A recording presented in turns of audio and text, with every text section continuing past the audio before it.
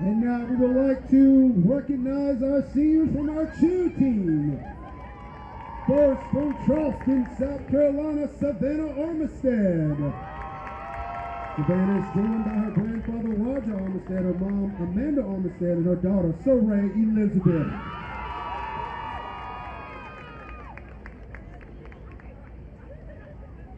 Next from Summerville, South Carolina, Charisma Shannon. Charisma is joined by her parents LaQuan and Jerome Shannon.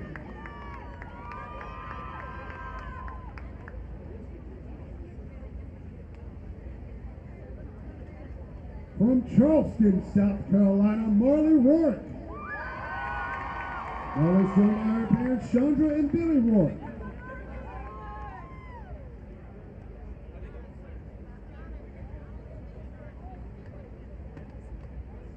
From Seneca, South Carolina, Lucia Phillips. Lucia is joined by Uka Phillips and Bobby DeSantis and her father Michael Phillips, who continues to cheer her on from heaven.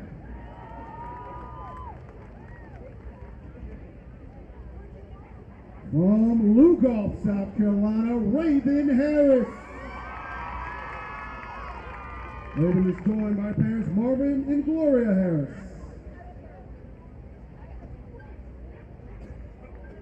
From Eastover, South Carolina, Sherlana Williams.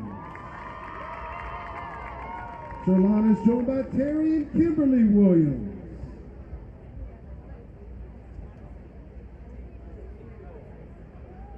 From King Street, South Carolina, Gracie Graham. Gracie is joined by her parents Lyde and Amy Graham.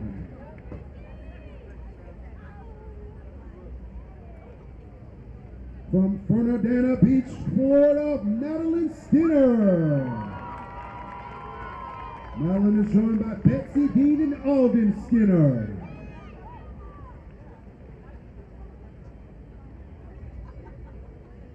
And from Aiken, South Carolina, Briley Harrell. Briley is joined by Matt and Tracy Harrell.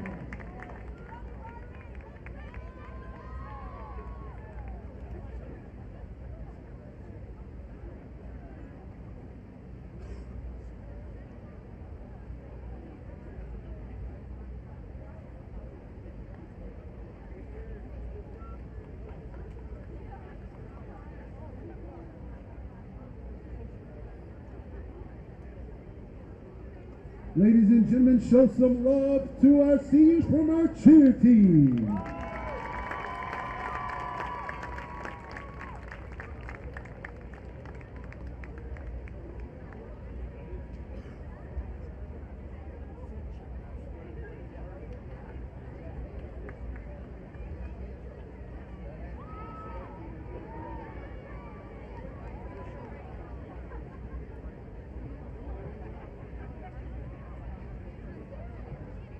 And now we would like to recognize our seniors from our football team. Each senior will receive a Bible presented by Todd and Lisa Sanders. Todd is a proud member of the Athletics Board of Trustees. First from Inner East, South Carolina, number 0, Johnny Sexton. Joined by his parents, Bergina and Johnny Sexton.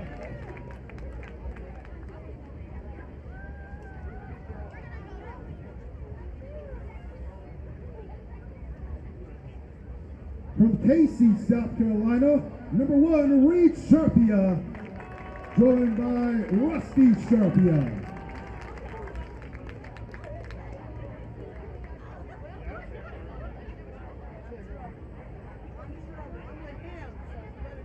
From Charleston, South Carolina, number 3, Mikey Blandon, joined by his parents, Mary Felder and Jamar Blandon Sr.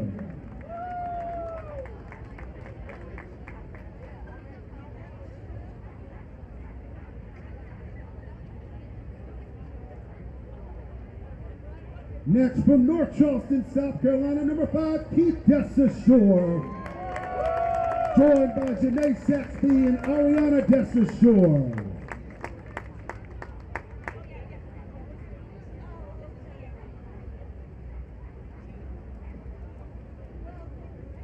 From Marion, South Carolina, number 6, Kaheem Bethay.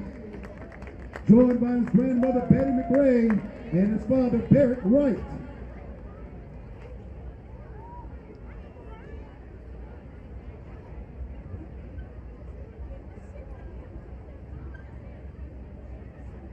From Columbia, South Carolina, number 7, Rico Dorsey.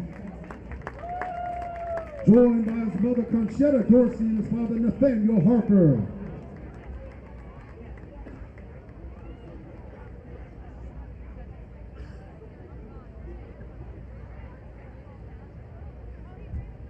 From Athens, Georgia, number 8, Trey Willis.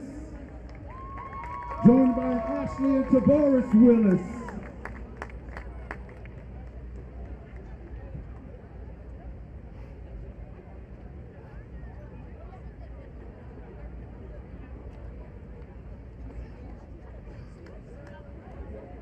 From Rock Hill, South Carolina, number 13, Jalen Stratford.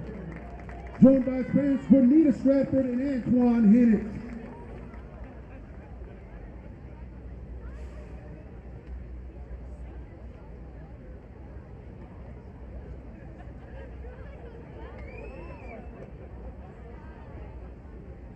From Gilbert, South Carolina, number 18, Gray Leapart.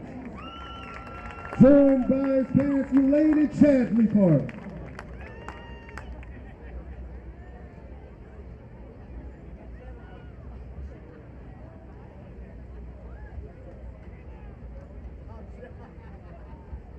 From Due West, South Carolina, number 25, Nate Lynch. Joined by Tanya and Brent Lynch.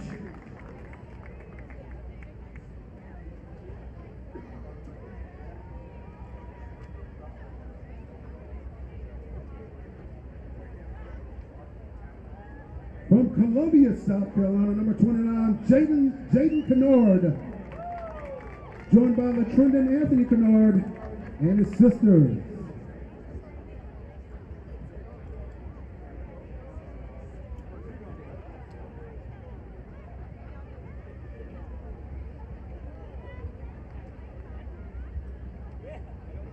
From St. John's, Florida, number 31, Mason Mayer. Joined by his parents, Lana and Michael Mayer, his brother Jackson Mayer, and his grandmother, Beth Mayer.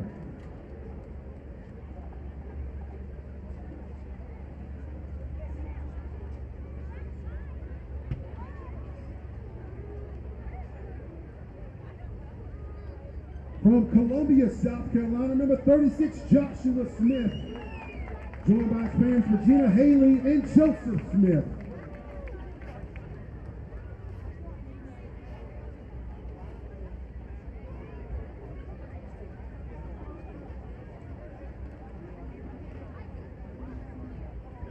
From Lawrence, South Carolina, number 37, Jacori Gary. Joined by his parents, Taquisha Young and Corey Gary.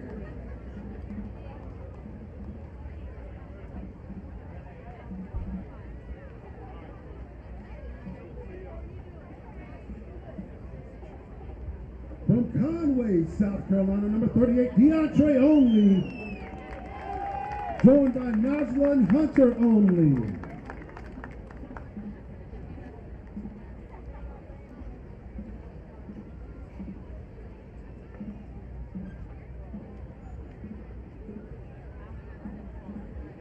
From Woodruff, South Carolina, number 42, Demarion Elmore. Joined by Yolanda and Eric Elmore.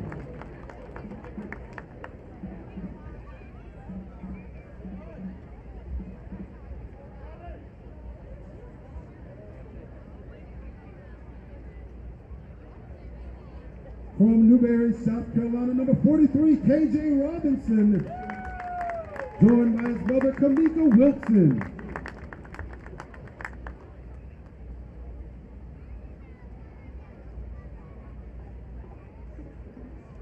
From Charleston, South Carolina, number 48, Bradley Murtaugh. Joined by his parents, Jennifer and Nate Murtaugh.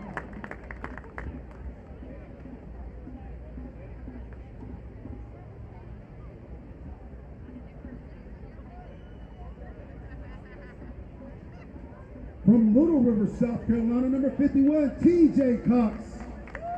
Joined by his parents, Vicky and Travis Cox.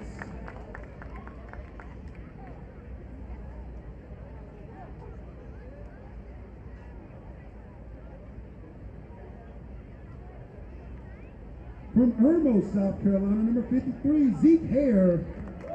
Joined by Emma Westbrook and Zuriel Hare.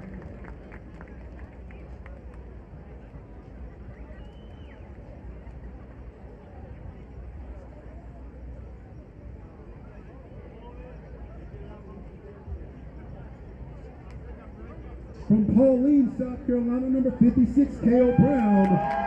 Joined by Candy and Dirk Brown.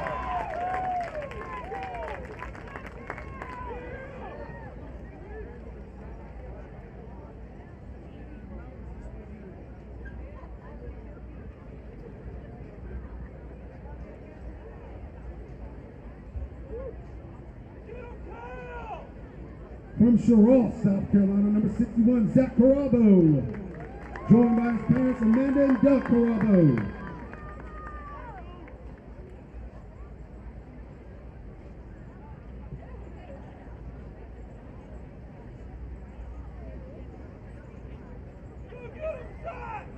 From Newberry, South Carolina, number 65, Coyle Cutshaw. Joined by his parents, Ashley and Mark Cutshaw.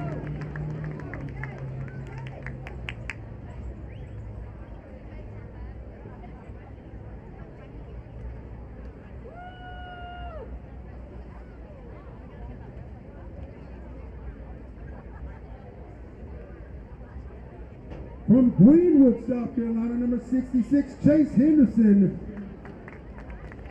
Joined by his parents, Crystal Henderson, Lorenzo Johnson, and his grandmother, Edwina Henderson.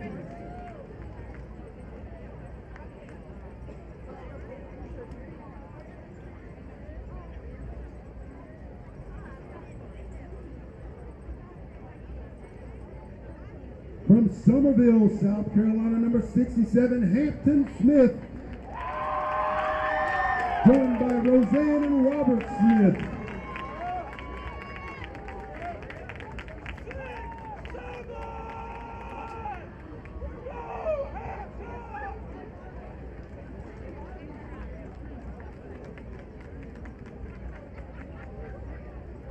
From Columbia, South Carolina, number 72, Davion Powell. Joined by his parents, LaQuetta Nichols and Michael Powell.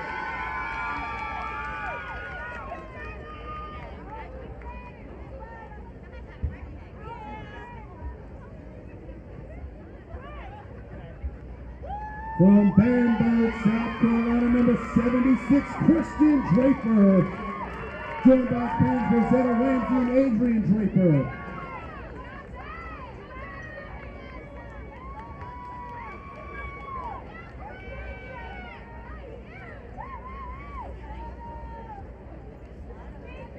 From Anderson, South Carolina, number 80, Logan McConnell.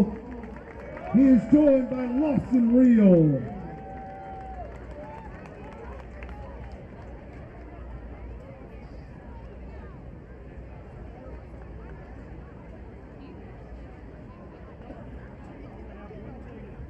From Kingsland, Georgia, number 89, Burt Nettles, joined by Shannon and Robbie Nettles.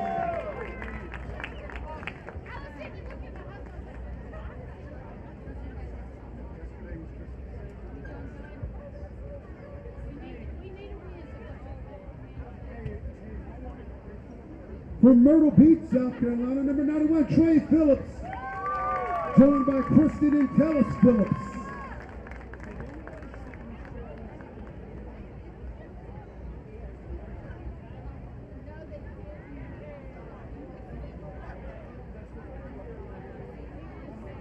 From Whitmire, South Carolina, number 96, Chandler Crumley, joined by Amy and Charles Crumley.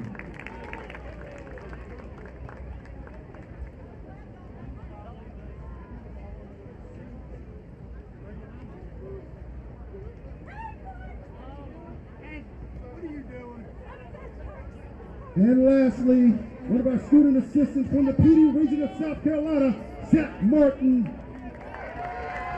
Zach is joined by Tina and Tony Locklear and Patty and Ricky Martin.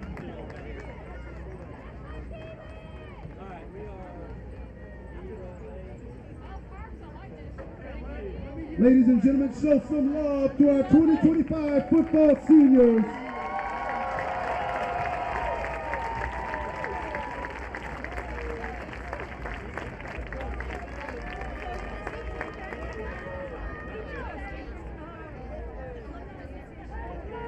Ladies and gentlemen, once again, we welcome you to Cessna Field for this afternoon's NCAA Division II and South Atlantic Conference football game between your Wolves of Newberry College and the visiting Eagles of Carson-Newman University.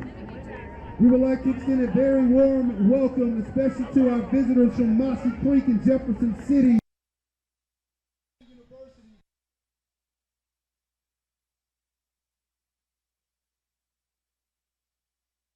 Welcome is extended on behalf of Newberry College Transitional President, Dr. David Harpool, the Board of Trustees, Vice President for Athletics, Mr. Sean Johnson, and Head Football Coach Todd Knight.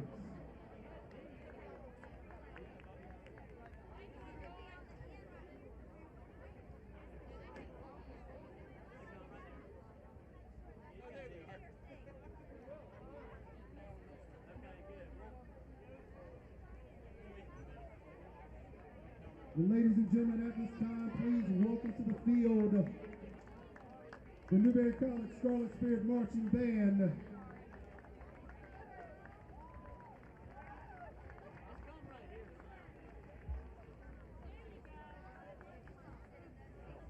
And ladies and gentlemen, please stand for the invocation by Pastor David Kaufman and the playing of our national anthem performed by the Newberry College Scarlet Spirit Marching Band. Conducting the national anthem today will be Drum Major Tristan Sundell. Also, please welcome to the field the Newberry men's lacrosse team, accompanied by various veterans as the American flag is unveiled. Thank you to the Whitman of the world for providing this year's flag. Let us pray. God, our creator and sustainer, we pause and give you thanks for another beautiful day. Time to spend with family and friends. May we be refreshed by the beauty of this day as we gather for football. We give you thanks, O God, for Newberry College, our students, faculty, staff, and alumni, and our special guests, members of our military and retirees. O God, we again pray for safe play, a fair playing field, and opportunity for growth. Turn our eyes and ears to see and hear the needs of others, so we might care and serve those in need. Give us a glimpse of your perspective, so we might greet all with more grace as you build all of us in your image. Oh God, help us to continue to be helpers in this hurting world. For it is in the name above all names, Jesus Christ, we pray. Amen.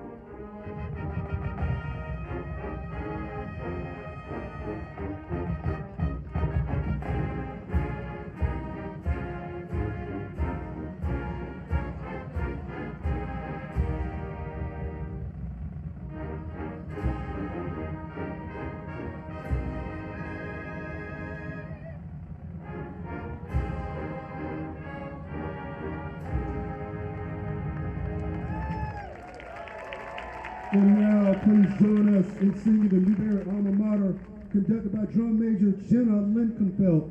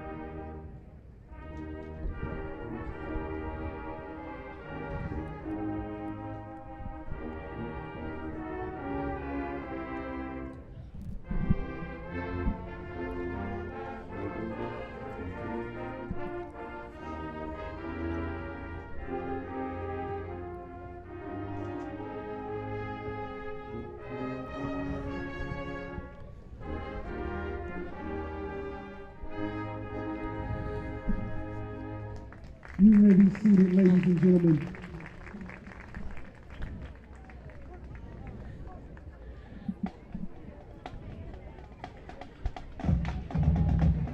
Ladies and gentlemen, unless you are a first responder or part of the college game day staff, please move your vehicles from the cemetery. Unless you are a first responder or part of the college game day staff, please move your vehicle from the cemetery. Thank you for your cooperation.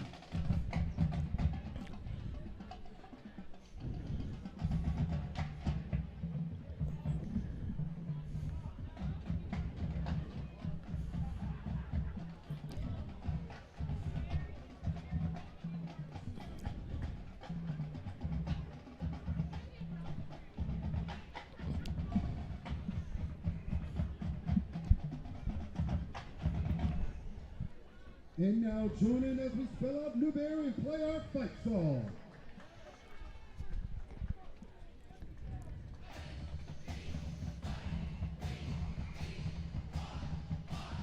Very pleasant Saturday afternoon, everybody, from Newberry College's Setzer Field. 72 degrees. The kind of overcast sky conditions have kind of broken here. Beautiful day for football. Very pleasant here at Setzer Field. And I know we say this every week, but it doesn't get much bigger than this one. It doesn't.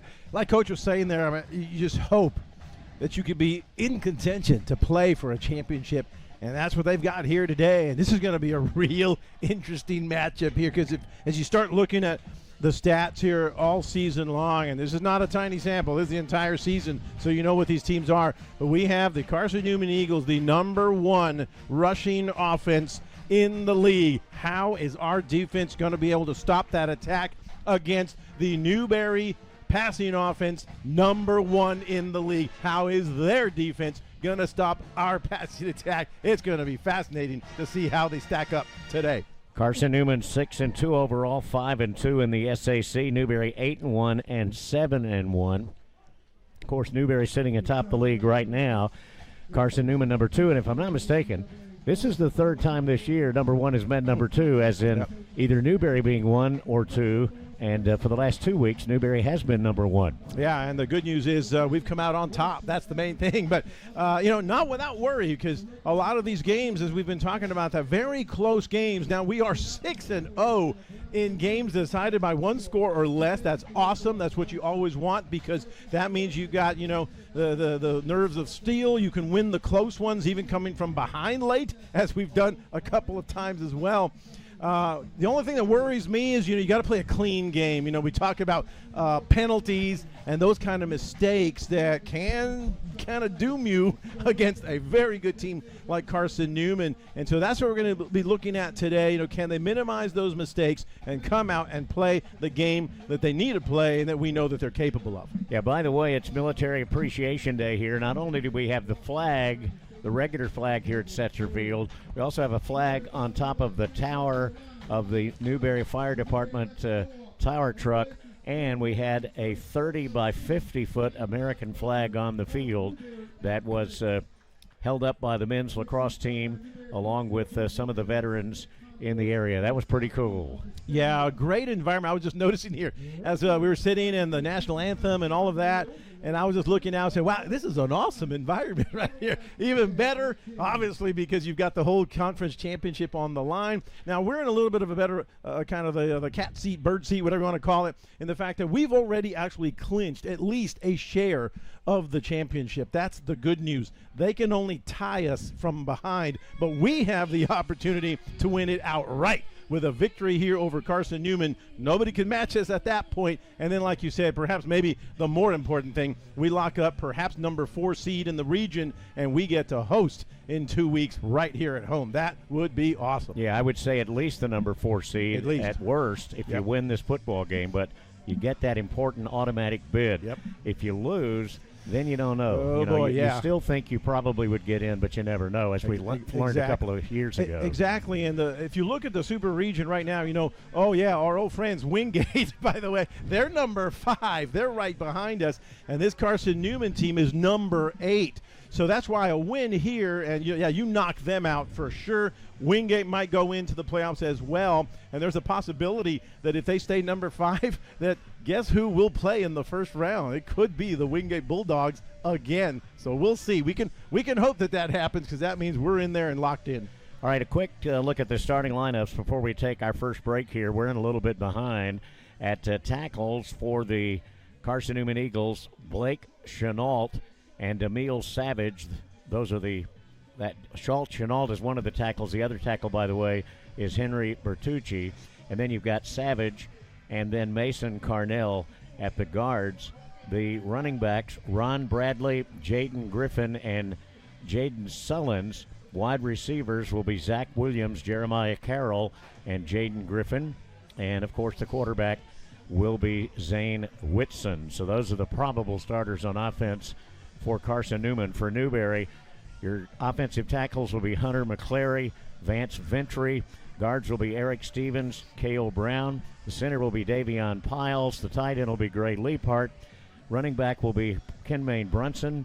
Wide receivers on the depth chart, Rico Dorsey Jr., Will Young, Keith Desasure, and DeAndre Coleman, who was a big factor in last week's win over Anderson. And, of course, the quarterback today, Reed Sharpia, one of the 32 seniors who were just recognized here before the ball game. Yeah, really nice ceremony. Of course, senior day, the final regular season home game. Hopefully not the last not last home game, I should say.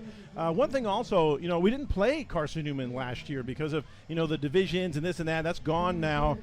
And now we're just one big league once again, and you kind of stack them up and see how you do. But we have not seen him since 2023. Carson-Newman is riding a 2-game winning streak, but the one thing is we do have a winning record against them here at Setzler Field, so that's something to rely on. We got a great crowd out here supporting the Wolves today. And one thing Coach Knight mentioned in the pregame a minute ago, and I'd forgotten about this, we played Carson-Newman in the regular season several years ago, won, but then had to go there and play a playoff game the next week, which was kind of weird. Yep. But today, it's for all the marbles in the SAC. Let's take a 2-minute break, and we'll be back as we get set to kick this one off.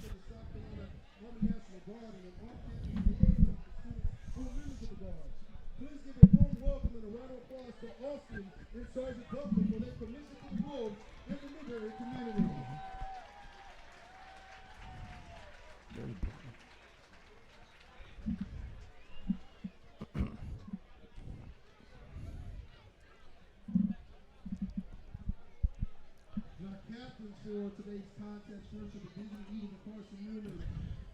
Number 1, Makai Brown. Number 4, Jaden Griffin. Number 6, Bruce Temple. Number 38, Zach Williams. And the captains for the Wolves.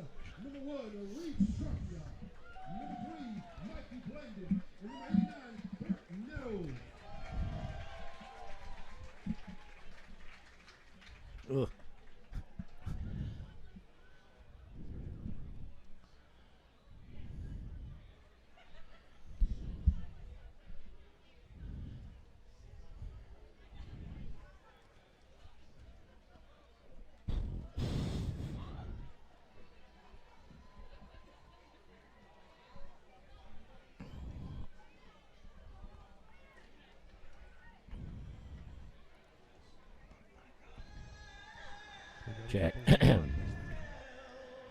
Check. check.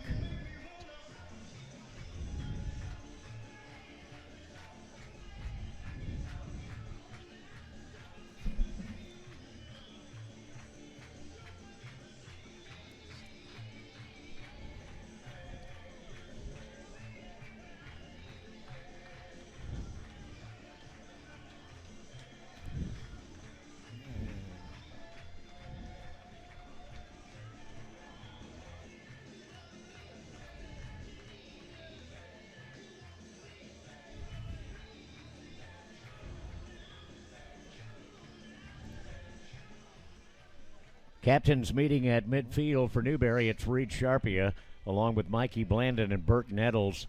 4 captains across the way for the Carson-Newman Eagles, Al. Yeah, they're Jatarius Jones, Makai Brown. We should be hearing a lot about them. Jaden Griffin. And in the last one, let me get that number here for you. It is Zach Williams.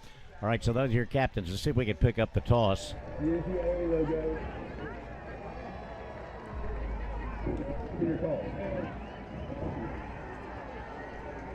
Military Appreciation Day. Going to have a military person flip the coin. Carson-Newman won the toss. They want to defer, so Newberry will get the football first. Here come the Wolves, dressed in all scarlet with the white headgear. Carson-Newman across the way, the orange headgear, the white jerseys with the orange numerals and the blue pants. Eagles and Wolves coming up in a minute. Stay tuned.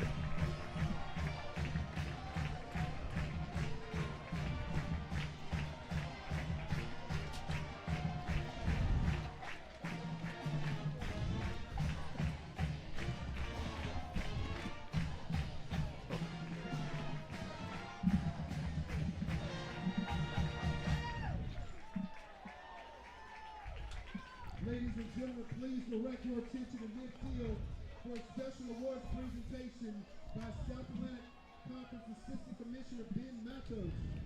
Each year, the SAC presents the Elite 23 Award, which honors the student athlete with the top cumulative GPA who is at least a sophomore competing in at least their second season of competition. The award is presented at the final site of each of the conference's 23 team championship sports.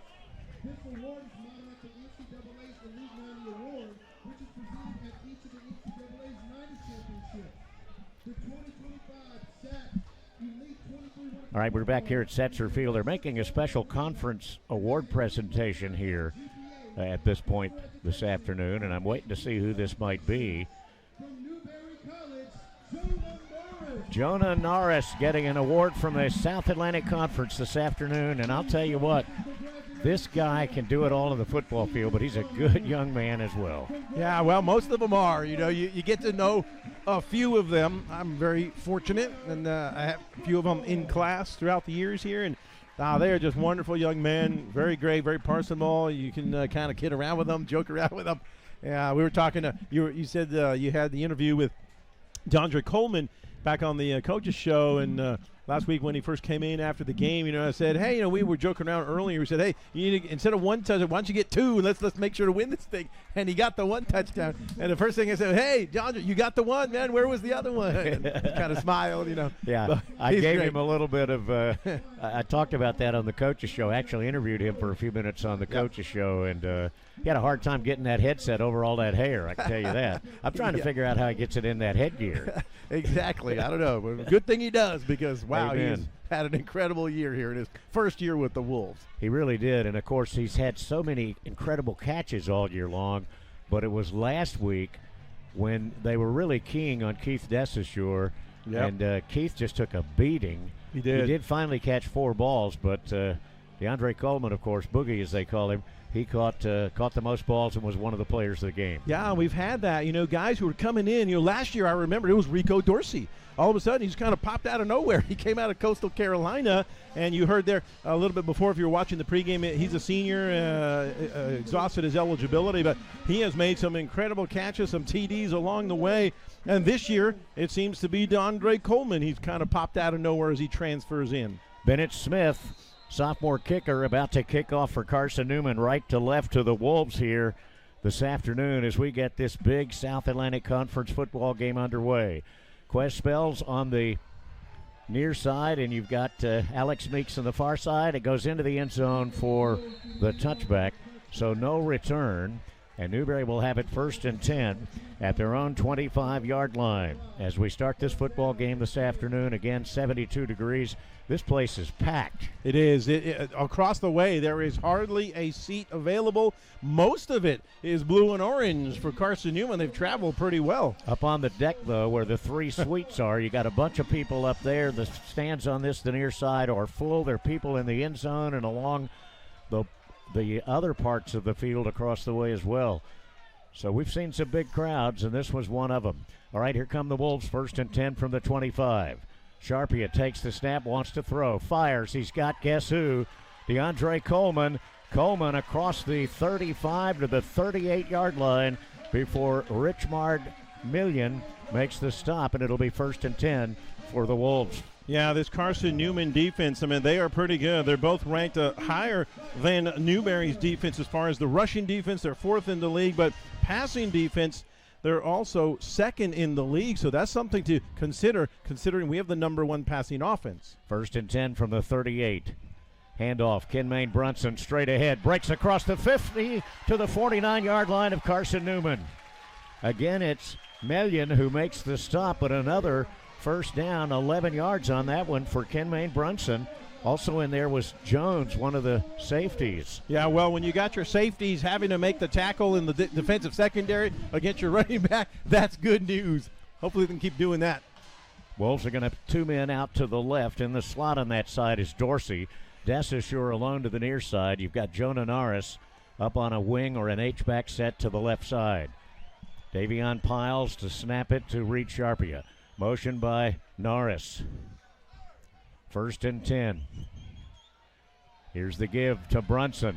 Brunson's going to fight for a tough 2 yards down to the 47-yard line. Cruz Temple on the stop for Carson-Newman.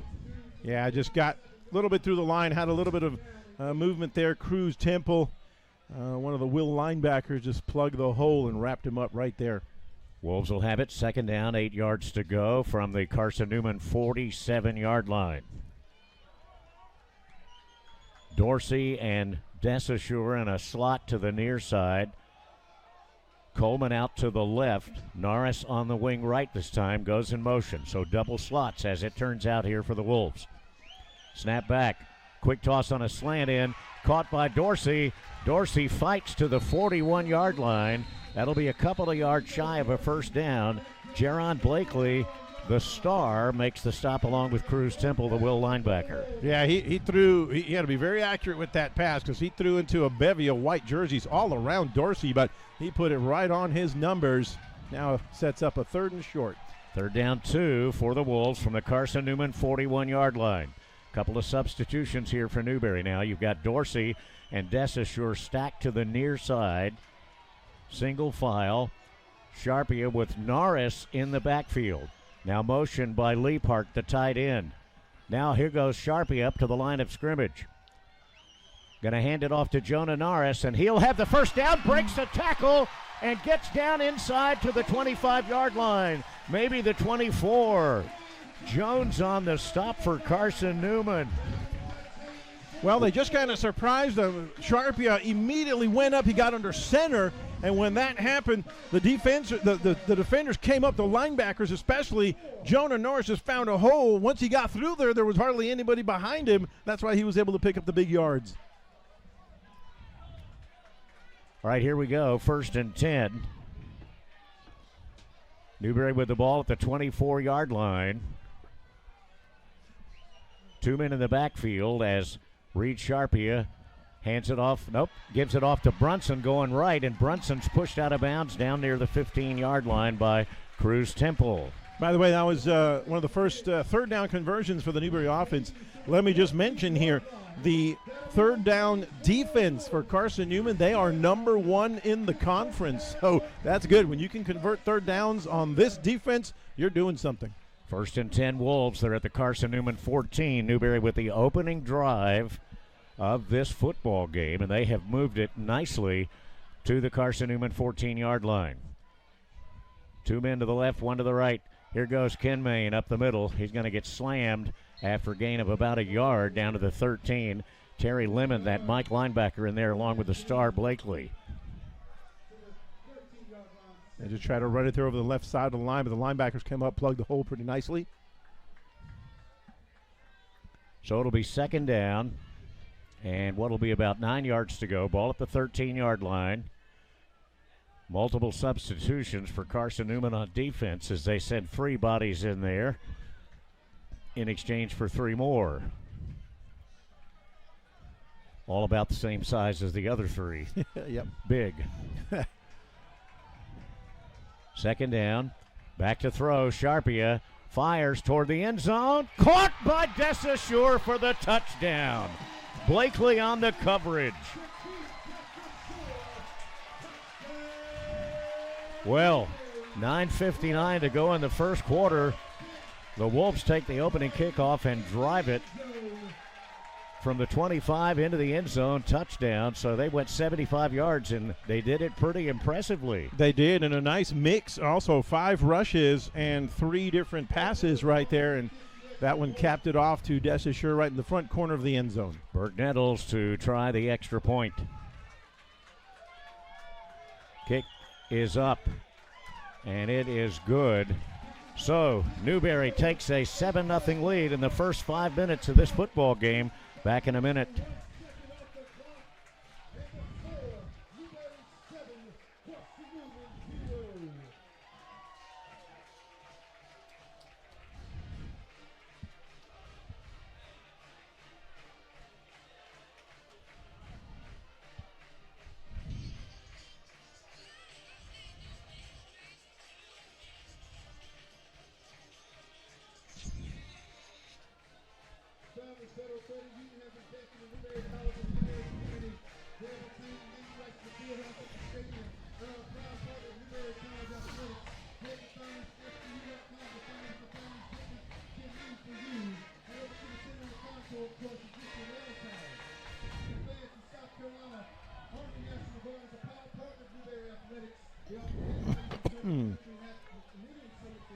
Larry, switch the streaming switch.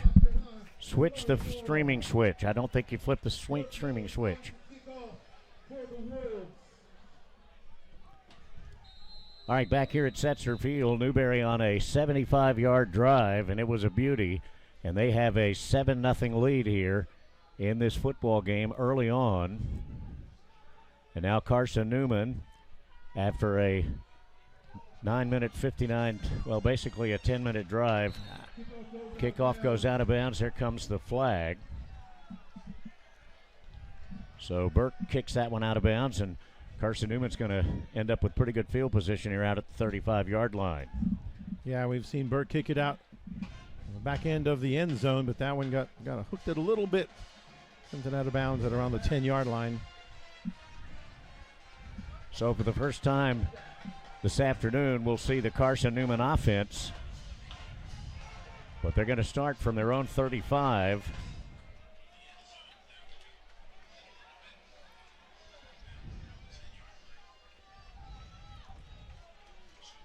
In case you're wondering where this Newberry defense stacks up, they're 5th in the league in passing defense, 7th against the rush. That's the one thing that concerns me right there, that Newberry's defense 7th in the league against the rush, and these guys have the #1 rushing offense. So Zane Whitson under center. Gonna roll the throw, gets pressure, now fires, and that pass is caught out at the 45 and out of bounds at the 50-yard line. On the catch there for Carson-Newman was Carroll, Jeremiah Carroll. Santori Jones runs him out of bounds. And I tell you what, Jones was doing everything in his power to try to knock that ball out. He was punching it from behind as he was riding his back out of bounds, but he was hanging on to that for dear life. 1st and 10 from the midfield stripe. Carson-Newman with the football. Newberry up 7-0. Here's a give. Flag on the play. It goes to Sullins, and Sullins will get it across the 50 down to the 47, but markers are down. J.B. Brigman on the stop along with Harris. It looks like this might be, I'm guessing, a legal procedure here against Carson-Newman. By the way, those of you who may have been listening on our streaming audio, not on radio, but on streaming, for some reason that wasn't working for a while, but it is now, I do believe. You missed a 75-yard drive by Newberry. Oh, it's going to be on the Wolves here, and they mark it off from the 50. So hopefully we're up and running on all platforms at this point. 1st and 5 it'll be now for Carson-Newman after the ball is moved down to the Newberry 45-yard line. Never a dull moment when you do a ball game. No. 1st and 10. Near side receiver is Meeks. They put a man to the right as well. Whitson goes under center with those 3 backs behind him. 1st down 5 for Carson-Newman.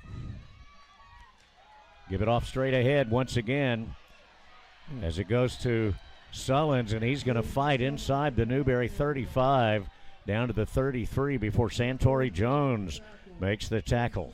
Actually, the defense was a little bit lucky there. He was going through a hole, and he had more room to run, except right when he broke through, he ran into his own lineman who was downfield. That slowed him up just enough for Jones to bring him down. 1st and 10. Straight ahead he goes again, Sullins does. Jadon Eason makes the stop. Sullins gets to the 29. That'll bring up 2nd down as they pick up 4, 2nd and 6. Well, expect a lot of this because, again, this is the #1 rushing offense in the league, so they're going to pound you. And what do they do almost from the get-go? They throw a pass. Yeah, they did. First pass, right? 2nd and 6. And Newberry jumps into the neutral zone, but they say they were drawn. Let's see what the call's going to be. They had motion off that right side by Washington, and then Newberry jumped in. But then the offense moved too, so yeah, they who did. knows? So it'll be interesting to see which way this goes. No, I don't think so. Yep, going to be offsides against the Wolves. Yeah. Well, that's the second 5-yard penalty in this drive that Newberry has given up, and now it's going to look at 2nd down and a yard to go. So pretty good gift right there. Well, we were talking about that, right? You don't want to give these guys anything at all via the penalty. 2nd and 1, Carson-Newman at the Newberry 24-yard line. Pitch goes to Griffin. Griffin run down, but I think he gets the first down. Devron Williams with a nice tackle, but he did squeeze out enough to pick up the 1st and 10. Yeah, and that's where that penalty really kind of hurt you. It was going to be 2nd and 6 or so instead of 2nd and 1, and he easily gets that. Right. Now Carson-Newman goes to a basic, well, they still have the 2-back set in there. 3-back set, actually. Right behind the quarterback is Sullins. And Sullins gets the call, and he pushes strongly down near the 17-yard line before Mikey Blandon, one of the seniors recognized by Newberry here this afternoon. We'll talk about those 32 guys when we get to halftime.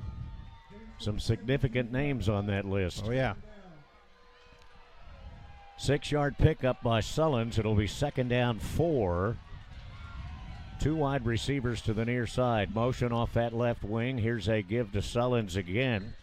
Jaden Sullins stopped by Jadon Eason. But again, it's going to be just shy of a 1st down. 3rd and a yard to go here for Carson-Newman. Yeah, this Carson-Newman team pretty good at converting 3rd downs on offense, by the way. 49%. So you're about 50% on your 3rd down conversions. That's pretty good percentage to live on all season. 6:25 and counting in the first quarter. Newberry took the opening kickoff, drove 75 yards to make it 7-0. But Carson-Newman down in the red zone on the ensuing possession here. 3rd and short. Here's the quarterback, Whitson, on the run. He'll go right side and will pick up the 1st and 10. Mikey Blandon makes the stop. It was close. Yes, it was, but he got just enough. Just enough to pick it up. They put it at the 13. It'll be 1st down, 10 yards to go for Carson-Newman. That clock running down toward 5:45 here. First quarter, 7-0 Wolves. Washington on the left. Sullins remains the back behind Whitson. Whitson goes under center. Takes out, hands off to, guess who? Sullins.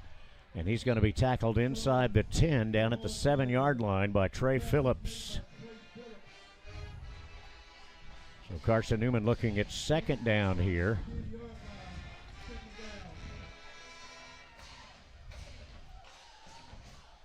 Carson-Newman uses a bunch of different folks. I mean, we've got potentially 6 different A-backs and 3 different B-backs. Yeah, so far 7 rushes, 1 pass on this drive. That goes to show you what they do. 2nd down, 4 yards to go. Carson-Newman at the Newberry 7-yard line. Hand off to Sullins, and he dives straight ahead. Gets to the 4. Jadon Eason puts the stop on him there. Marker down, though, on the field near the line of scrimmage. Carson-Newman motioning that this is against Newberry.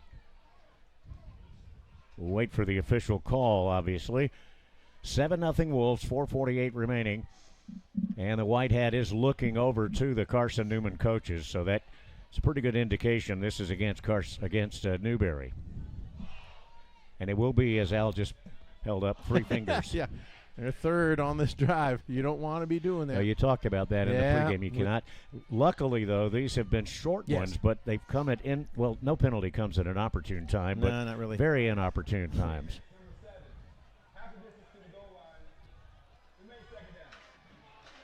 So it'll be second down and very short yardage to go, half the distance to the goal. Puts the ball just outside the 3-yard line. So Carson-Newman with a couple of downs to get basically nothing. I guess they go and the quarterback keeps it. He's in, touchdown. Zane Whitson. Zane Whitson takes it in from about 3 yards away, and Carson-Newman now an extra point away from tying this thing up 7-7. That comes with 4:33 remaining in this first 15 minutes of play. Oh, there's their answer right there. Opening drives. Each team takes it. We took it 75 yards. They take it 65 yards. We're just about to have a tie game after the point after. Newberry's drive was 8 plays, 75 yards to take the lead early on. Here's the kicker Smith out to try the extra point. Bennett Smith.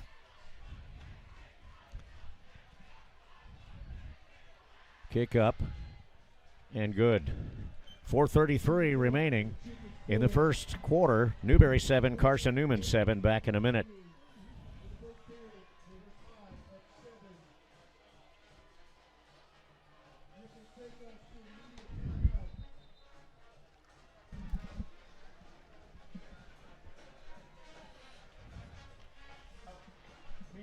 Before this speech is out, at this moment, fans, we would like to recognize our 2025 field hockey team. During the 2025 season, they have done an impressive 16-0 with huge wins over ranked teams such as Mansfield University, Westchester University, and Randall University during the season. Having an independent season made the Wolves the regular season champions. They defeated Wingate yesterday afternoon and will play tomorrow right here at Desmond Field against Randall at 1 p.m. for the SAC Tournament Championship. Congratulations, Coach Hannah Day and her staff and the Newberry College field hockey team. Newberry's field hockey team being recognized number 2 in the United States of America. They just won the semifinal game yesterday in the conference tournament that's being played right here, and tomorrow they will play Lander for the conference tournament championship. And they're second in the country, as we mentioned. I'm telling you what, I didn't know a thing about field hockey until they started this program, but these young ladies are so much fun to watch. Oh, yeah, we got some of the individuals just sweeping the offensive and defensive categories every single week. And then, of course, the team, like you mentioned, number 2 in the nation, folks. We have got a team here that is absolutely incredible and obviously making history here to try to win their first conference championship outright. And then, of course, will be going on to the national tournament. This team could make a deep run at possibly a national championship. They really could. I was up on the deck yesterday watching part of that semifinal matchup, and Coach Knight was saying, boy, that girl's got some speed. We could use her. They've got a couple of girls that can motor down that field, I'm telling you. And that's with a stick in their hand. Yep. All right, so a little extra time out here, that recognition of the field hockey team. Good luck to those ladies tomorrow. Plan to be here to see some of that because it is fun to watch. Well, 7-7. Carson-Newman on a 5-yard touchdown run by quarterback Zane Whitson. And same thing, right? Football right here, playing for the conference championship today. Tomorrow, the field hockey team, they're playing for the conference championship tomorrow at 1 o'clock. Absolutely. Newberry beat Wingate yesterday 6-2. And Lander, I believe, beat Belmont Abbey, the number 2 seed. Of course, we'd beaten all of them already, so beat them one more time and win that championship. All right, here's the kickoff now by Carson-Newman to Newberry as Bennett Smith will boot it from the 35 right to left. Meeks on the far side, Quez Spells on the near side, and that's going to go into the end zone for the touchback. So the Wolves will start right back where they started on their first drive at the 25-yard line, and will try to march another 75 yards to pick up a score here. 7-7 the score after Carson-Newman takes its opening possession and drives it 65 yards. They do, although they're only given official credit for 53, and that's because of the difference with those penalty yards as far as what they actually gained with plays and so forth. So that's why it's a little bit off kilter there with the drive, but what they actually have and show on the category. All right, Coleman left, 3 men to the right for the Wolves. That's Desasure, Dorsey, and Norris to the right. Coleman to the left. So you got 4 options here. Quez Spells is the running back. He's going to fly out of the backfield. They throw it to him on the corner, and he's pushed out of bounds across the way after a short 2-yard gain. Terry Lemon, Mike linebacker, on the stop. Boy, Quez had a little more real estate there. He had some room to run, but he just ran out of sideline over there. Yeah, he did. He kind of had a swing wide over there. Well, the linebacker went over there and pushed him out of bounds, but nice little gain. 2nd down, 8 yards to go. Trips to the left, 2 men to the right. Empty backfield now for the Wolves. Motion by Norris. They hand it to him, sweeping to the near side, and he's going to be pushed down at the 29-yard line. So that's going to bring up a 3rd and 6 for the Wolves from their own 29. Well, the Wolves have been able to, at times, convert on 3rd and long, and they did that in some pretty big plays during some of this win streak that's been going on. Let's see what they do here. Coleman to the right. Norris, Desasure, Dorsey to the left. Norris goes in motion, sets up on the wing. Newberry looking at 3rd down, 6 yards to go from their own 29-yard line in a 7-7 ball game. Now over on the season, Newberry's 3rd down conversion rate 38%, so right about 40, not too bad. Back to throw. Here's a pass. It's caught by Norris. Out across the 30 to the 33, but that's going to be a couple of yards shy of the 1st down, and I'm afraid the Wolves are going to have to punt. Javion Winston on the stop. That's one of those plays where you hope to get Norris out there, and he breaks a tackle. He just wasn't able to do it that time. Yeah, they were not giving him enough cushion underneath. So, a lot of times, you want to get that receiver beyond the line to gain so that he makes the catch and he's got it. But that one, it wasn't. They were kind of pinching him in. He couldn't get that deep, made the catch, and then like you were saying, that was up to the receiver to try to break the tackle and get it, but unfortunately, he couldn't do that. 4th down and 2 as Burke Nettles will kick this away. Here's the punt. Meeks is back. He calls for a fair catch, makes it right at the 30-yard line, so Carson-Newman will start 1st and 10 on their 2nd possession with 2:25 to go here in the 1st quarter. Newberry 7, Carson-Newman 7. Yeah, 2 long drives for each team here. Well, this Carson-Newman team gets the stop, and now they're going to get that ball back, their 2nd drive. They do officially, from a drive perspective, call that an 11-play, 65-yard drive by Carson-Newman. Right. But as you said, some of the yardage got skewed because of, I guess, penalties. But anyway, Carson-Newman 1st and 10. They have marked it pretty nicely for Carson-Newman at the 31. And they pitch it to Ferguson, who's back there, and Ferguson turns the corner and is going to roll to the turf up near the 40-yard line. Santori Jones on the stop. We'll see where they spot this. Apparently stepped out at the 37. Cam Ferguson was the back on the left side of this offense, and he took a pitch going to the right. That's now the short side of this formation toward the far sideline across the way. Back to throw, Whitson fires down the field, and it is incomplete. That one intended for Don Bradley. Quan Peterson on the coverage. Just let him a tiny bit too much, but he put the fingertips on it. He probably will tell you he should have hauled that one in. Got behind Peterson back there. Pretty good throw, just a little bit out of reach, but it'll be 3rd down now and 4 for Carson-Newman. Only their 2nd pass in the game so far. From their own 37-yard line. Newberry fans on their feet here. Carson-Newman with a bunched up offensive formation here. Whitson under center. And he hands it off straight ahead, and Newberry's going to stop this play for a loss back at the 34-yard line, and it'll be 4th down, and the Wolves stop the play. Yeah, it looked like he made the handoff right there and just banged into kind of one of his own linemen who was held up right there. But getting behind the coverage for Newberry was number 63, Jair Harris, who wrapped him up, pulled him backwards, and they got the big stop they needed. I think that was Bradley who had the football, and Newberry stopped him all the way back at the 34. It'll be 4th down 7. A loss, actually. Exactly. Never quite got around the corner. Here's the snap back. The kick is away. Wobbly kick. This one's going to go out of bounds across the way. Back deep for the Wolves, but not able to return that was Avery McFadden.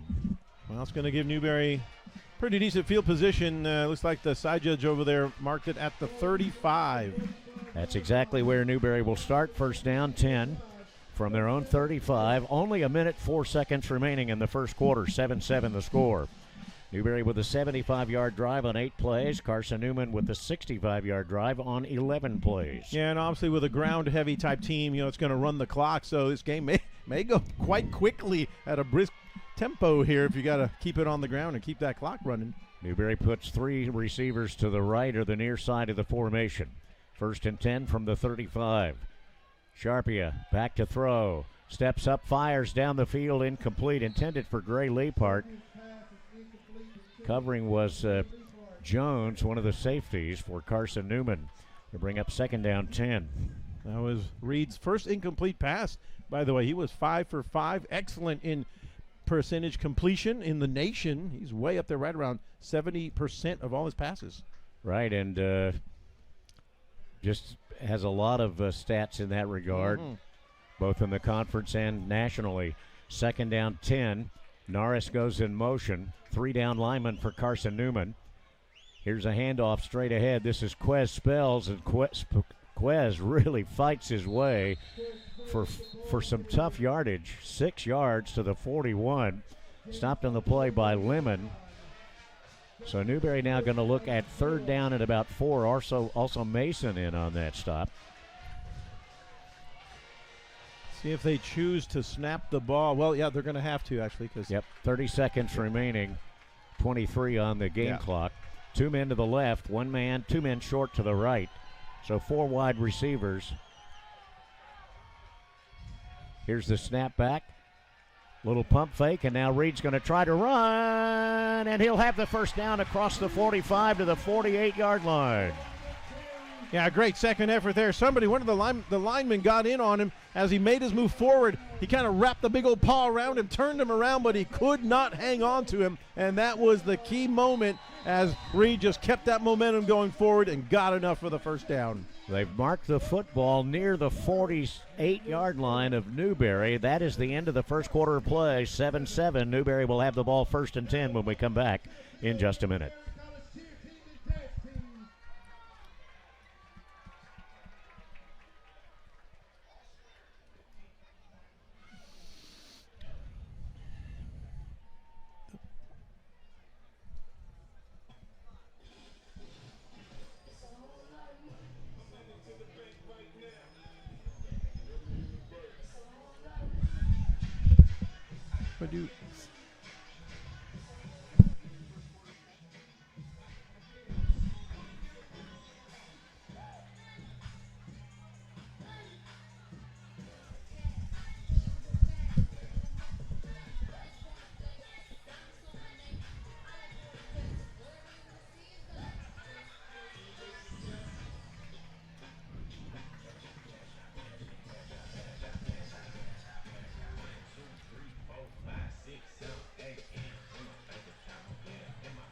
Right back at Setzer Field. Newberry will have it 1st and 10 at the 48. First quarter stats. Here's Al. All right, for the first quarter, Carson-Newman 5 first downs, 10 rushes for 41 yards through the air, only 1 of 2 for 15 yards. The offense ran 12 plays, 56 total yards for the Eagles. 1 punt for 31, time of possession 6:47, and they were 1 for 2 on 3rd downs. For the Newberry Wolves, they had 6 first downs, 8 rushes for 58 yards through the air, 5 of 6 for 38 yards. Newberry ran 14 plays for a total of 96 offensive yards there. Had those 3 penalties for a total of 12 yards. Time of possession 8:13, and they were 2 of 3 on 3rd downs. All right, 1st and 10 for the Wolves from their own 48-yard line. Now moving right to left. 5 wide receivers for Newberry. 3 to the right, 2 to the left. By himself in the backfield, Reed Sharpia. Calls spells to his side, so Quez will go back into the backfield. Motion by Norris. Here's the snap. They throw it to Quez. He makes the catch, trying to juke a couple of players and barely gets back to the line of scrimmage. Yeah, they kind of read that one there. Had a man out to the outside who just came right on up there and just plugged the hole there. He tried to dive forward. That was number 5, Temple Cruz. Actually, they say the knee went down at the 47, so it's a loss of a yard. It'll be 2nd down and 11. 7-7 score, 14 and a half to go here in this first half of play. Spells will remain in the backfield. Leapart tight end in motion. Reed spins toward the near side. Being chased, now fires. It's caught by Desaussure. He makes the catch up near the 48-yard line. Jones there on the coverage, but Keith is injured. Slow getting up here. He had to go down to make that catch. I don't know if he got hit or what happened there. Yeah, he immediately kind of pointed down to his ankle, and he's in some little bit of pain down there. A lot of these ball players are banged up at this point in the season, and he has really been popped a couple of times. He's in some pain. This kid usually just pops right up. It was one of those deals where he had to go low to make the catch. He did, and then I think when Jones may have rolled over him, or maybe even, who knows, kind of stepped on the ankle or something. You never know how that happens down there and which way the ankle's facing or the leg. And, boy, yeah, you can end up bending it in a way you don't want to. Whatever this is, let's just hope it's something that they can work on here. But he is in some pain. He is going to sit up. As we've said all year long, not very big, but this guy's tough. Well, every time he has been out or something like that, got hurt a little bit, he's always right back in there very shortly afterward. Let's only hope that would happen here. So there are about 3 trainers, and maybe even they're going to get him up. That's the good news. He's going to walk out under his own power. Another great catch by Keith. Takes the ball down to the Carson-Newman 47, but it's going to bring up 3rd down and 5. He's doing pretty well on that ankle right now. Yeah, he's got him pretty heavily taped already. Maybe that helped him out. Let's hope it does. A little sore down there, but I have a feeling we may see him again. Yeah, don't count him out. 3rd down 5 for the Wolves from the Carson-Newman 48-yard line. Play back in here, Sharpia with spells to his right. Motion by Coleman. That puts all 3 receivers to the right. And there's a throw to Coleman. He makes the catch. That's a 1st down. Still on his feet. Inside the 30. Down near the 29-yard line. There he is again, DeAndre Coleman. Javion Winston on the stop. Well, just did a great job getting over there to the far side where nobody was around him. That was an easy pitch and catch there. And then it was up to big DeAndre Coleman. He just lowered the helmet, lowered the boom on him, and gets the 1st down. 1st and 10 for Newberry at the Carson-Newman 29-yard line. 7-7 ball game. Quez Spells remains the running back. Gage Hunter checking in there for Desaussure on the offense now. He's on the left side. Here's a throw on a slant in. It is caught inside the 20, down near the 18-yard line. Nice catch by Troy Reed. That's a 1st down Wolves. Matavis Mason, one of the defensive ends, on the stop. Well, that's the thing. Newberry has some weapons regardless when it comes to catching the football. Oh, yeah, absolutely. Many playmakers on this team. So Gunner to the slot position left. Outside of him is Dorsey. Reed over to the right. Norris on a wing right. Back to throw Sharpia. Fires. Caught by Norris. And he's trying to break a tackle. He'll pick up maybe 2 on a little short gain on a throw out to the right side. See where they spot this. Going to be right at about the 17-yard line. So a pickup of 1. It'll be 2nd down and 9. Terry Lemon on the stop for Carson-Newman. Holding on for dear life to Norris's leg.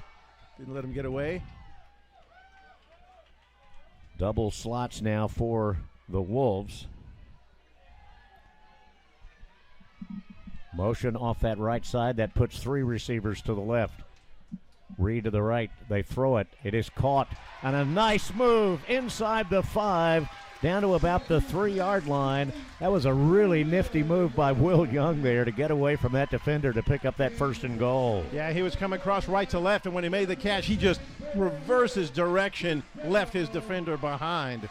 Will Young on the catch. Now you've got Leapart in there as well as Norris. So that leads me to believe they're going to put Norris somewhere in the backfield, and they do. 2 men out to the right, Dorsey and Gunter. Jonah Norris, the running back, to the left of Reed. Motion by Leapart, the tight end, to the right side. Here's the give to Jonah. Jonah fights and gets down near the 2 before he's stopped by Jerron Blakely. Couldn't really find much up the middle, so he kind of veered left a little bit, trying to get around the edge, but Blakely wrapped him up right there. That's what a jackknife does, right? Just kind of switches that blade a little bit. Everything and anything. Whatever it takes. That's Jonah Norris in a nutshell. Exactly. Absolutely. 2nd and goal now for the Wolves. Ball down at the 2-yard line. Norris remains the running back. Same set here, basically. 2 tight ends. They both move over to the right side. Norris gets it again and is going to be slammed to the turf right at the 2-yard line. Mekhi Brown on the stop. Well, he plays what Carson-Newman calls the jack position. A lot of different names that they're coming up with these defensive positions. 3rd and 2 now. 3rd and goal to go from the 2 for the Wolves. 10 minutes to go, first half, 7-7 ball game. Newberry trying to regain the lead. Look who's back out there. Keith Desashore. Wide to the right. Dorsey to the left. And now Newberry has to burn a timeout. Coaches did not like what they saw, so they took the timeout. That's the first of the first half for Newberry, so they'll have 2 remaining. 9:47 to go in this first half. Newberry 7 and Carson-Newman 7. Newberry basically knocking on the door here. Let's check in on some scores and get these to update here. What do you got? Anything in the SAC? Yeah, I'm pulling up that info right now. Well, I got nothing. All right, what do we got here? November 8th, right? That's today. Got to put my head on right here. All right, for November 8th, we got UVA Wise at Mars Hill right now. Mars Hill 17-0 over UVA right there. Emory and Henry in front of Shaw University 21-7. And then starting along with us, let's see, we got Wingate and Tusculum. I don't have a score here. Anderson and Catawba start later tonight. And apparently, yeah, the Tusculum-Wingate game is just about to start at 2, so we don't have a score yet. All right, we'll try to find out what's wrong with our connection here in a minute. But the most important thing on our minds right now, 9:47 to go here in the first half. Newberry 7, Carson-Newman 7. Wolves looking at 3rd down goal to go from the 2-yard line. And here we go. Jonah Norris going to remain in there as the running back. Jonah picked up a special conference award prior to the kickoff of this ball game today.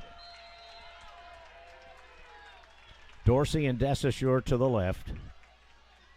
Tight ends to the left. Sharpie awaits the snap. Hands it off to Norris. And Norris pushes. He's not going to get there, but he does get to the 1-yard line. So what does Newberry do here? Stopped by Jerron Blakely. Looks like they're going to go for it. Here comes Quez Spells. Yeah, I just think, you're so close right now. You want to punch it in, and even if you don't, well, you give them the ball at the 1 or 2 yard line. So it's going to be Dorsey and Desashore. Spells did come into the ball game, and here comes Newberry breaking out of a huddle. 2 men in the backfield, 2 receivers to the left. Here goes Desashore in motion, and they throw it to Norris. He can't hang on down at the goal line. hit by one of the Carson-Newman defenders. I think that was Baker. And it was a really good play because he broke open, but then Baker covered. Yeah, he was just right there, just a diving play. That ball hit Norris on the hands, but Baker just got the arm in there and knocked it loose. Really well-designed play, just didn't work. 9:02 to go, 7-7 the score here in the first half. Carson-Newman will get the ball 1st and 10 at their own 1-yard line. Well, now, here's where you can turn a little bit of adversity into something positive. You get a stop here, flip this field, and you can get this ball back in good field position. Agreed. Still rather have the 7, though. Yep, absolutely. Take the points, right? Always take the points. 1st and 10, Carson-Newman. They put a man in motion in the backfield, but he comes back. That is Washington, and now we got a whistle and a flag down here. And I think Carson-Newman might have had illegal shift or maybe illegal procedure here. Grayson White. He moved, but he didn't make contact, got back, and then the guard moved right in front of him. So let's see what illegal they call. Procedure, the call against Carson-Newman. Well, there's not much penalty to mark off. Yeah, about 15 inches. But again, here's a good way to tee off. Also, this is the kind of place where Carson-Newman could potentially throw that ball over the middle. They could. I've seen that. Because if they decide to run it, look what happened the last time. We got in the backfield and sacked him. Well, that would be a safety right here. So let's see what they decide to do. But everybody's tucked in tight. They are. Whitson goes under center, hands it off over the left side, and that is the ever-present Jaden Sullins, and he's going to run it out near the 6-yard line. So that's going to bring up 2nd down and gives them a little more breathing room. It'll be 2nd and about 5 yards to go. So they do decide to run it right up the middle there, a little bit over to the left side, the A-gap, and just gets a little breathing room. That's what you wanted to do in that situation. 2nd down 5, 8.5 to go, first half, 7-7 ball game. Here goes Sullins again. He'll be stopped right at the 10. So it's bring up 3rd down and about 2 here. So here's your 3rd down play. Into the lineup defensively for Newberry is J.B. Brigman, as he will come in replacing Jay Jeffries. 3rd down and 2, Carson-Newman from the 10-yard line. Their own 10. They run it left and getting the first down out near the 14-yard line. Carson-Newman will pick up a new set of downs here. Naquan Gear on the stop for the Wolves along with Brigman, who just came into the lineup. 1st and 10, they've spotted the ball out near the 8-yard line. Carson-Newman came basically from the goal line because they started at the 1, then had illegal procedure. Ball backed up about a half yard, so they're coming out of the goal line here, but 1st and 10 now for them out at the 8. And running left is Whitson, the quarterback, and Newberry puts a nice tackle on him. That is Devron Williams. Devron, one of the players of the game last week. Yeah, there have been several instances here where they got good penetration. He's coming from his outside linebacker position, getting into the backfield and making life very miserable back there for the quarterback. Tell you what, you look at Devron, you look at Mikey Blandon and Jaden Kynard. Yeah. I don't think they're 3 better linebackers, and they got some guys behind them too. Oh, absolutely. All right, 2nd and 10, no gain on the play. Ball still at the 8-yard line. Sorry, the 13-yard line, beg your pardon. And they run it left, out of bounds. That'll be good for the first down across the way. And that time I believe it went to Washington. Williams on the stop, but Washington motors up the sideline and picks up the 1st and 10. Yeah, he just had a nice blocker out there, allowed him to get around that corner before Newberry could catch up with him.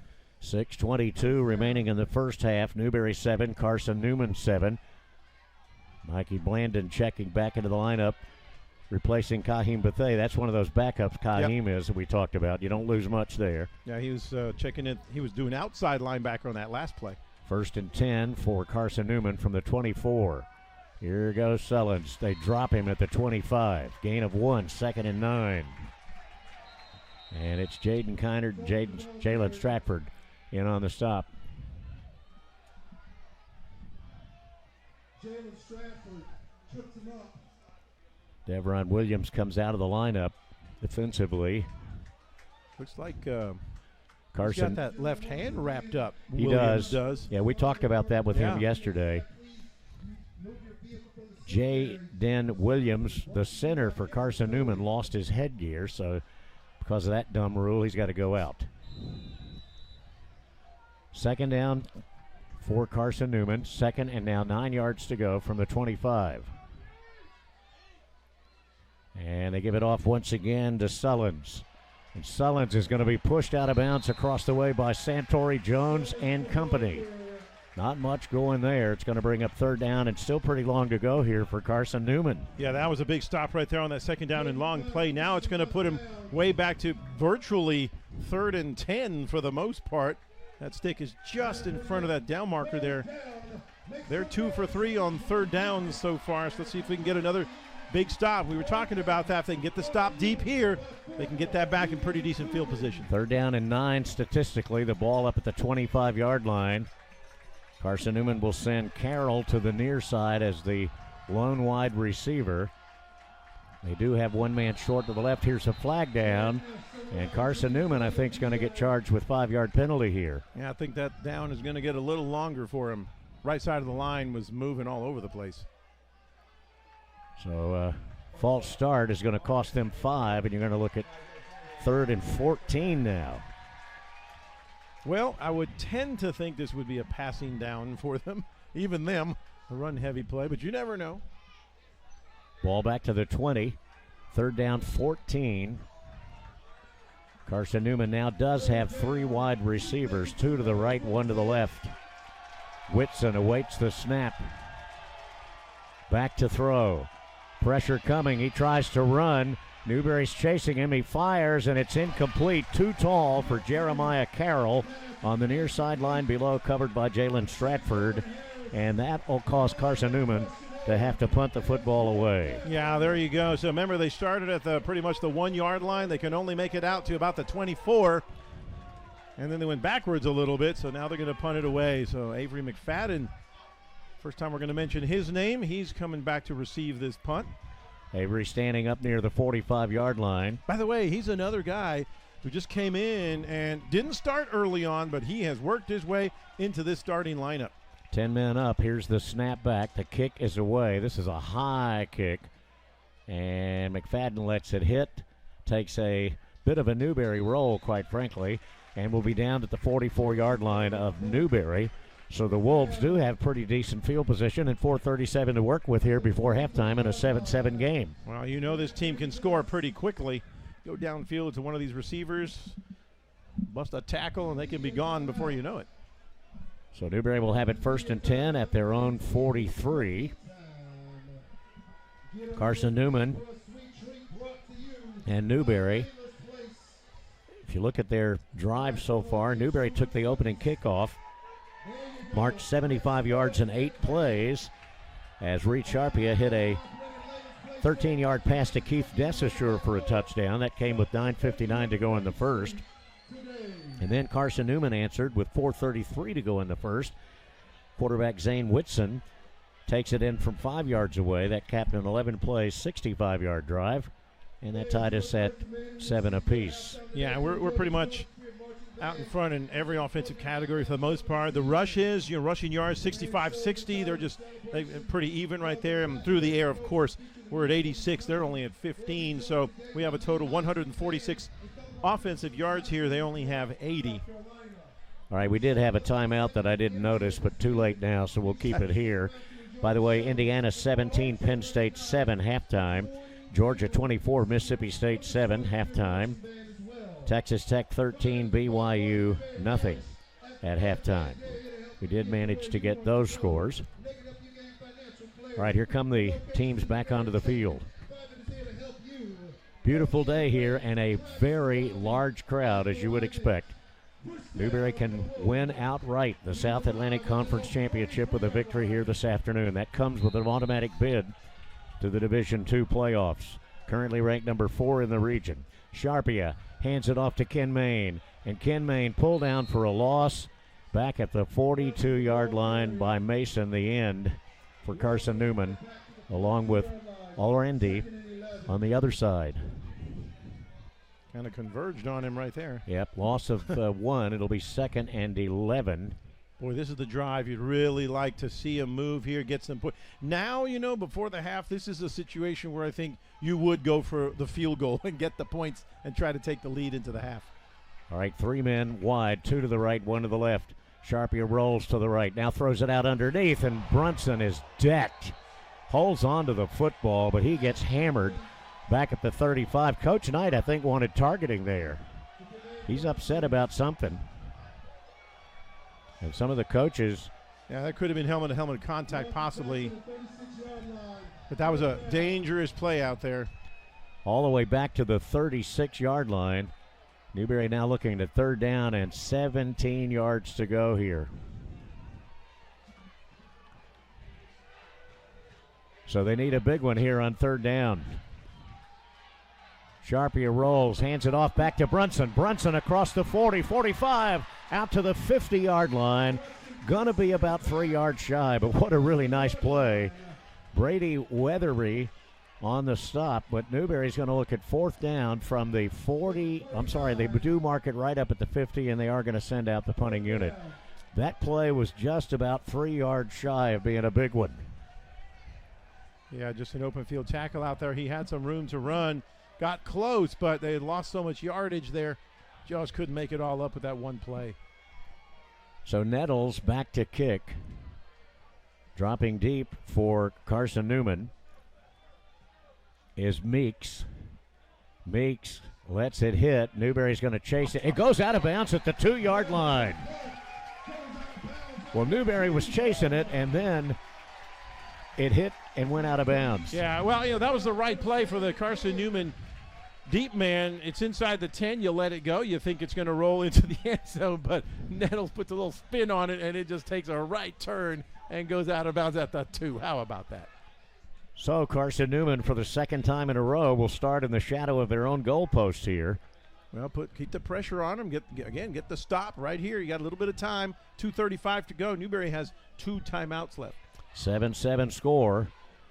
Both teams scored on their opening possessions of the ball game. Newberry took the kickoff. Carson-Newman took the ensuing kickoff, and both teams have scored touchdowns, and that's where we are, 7-7.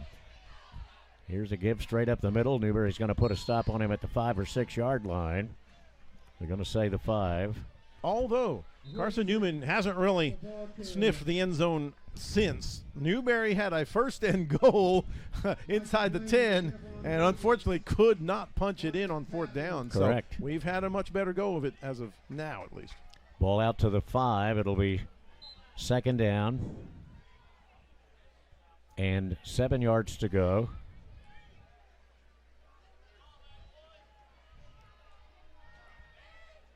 Carson-Newman went back into the huddle here. Well, they got plenty of time on the play clock still, over 20 seconds. Game clock's still running. It's down to 2 minutes. They're waiting on the 2-minute break. Maybe that's what it is.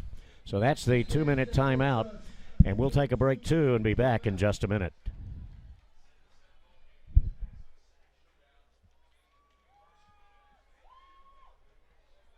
Today, we honor the brave men and women in our armed forces, as well as the friends and families that support them. Please turn your attention to Section J, where today's honorees are located. These honorees are from the 117th Engineering Brigade. Let's show our appreciation to these folks. And if you have served or supported someone who has better served, please stand and be recognized yourself. Newberry College, thank you for your service. God bless you all.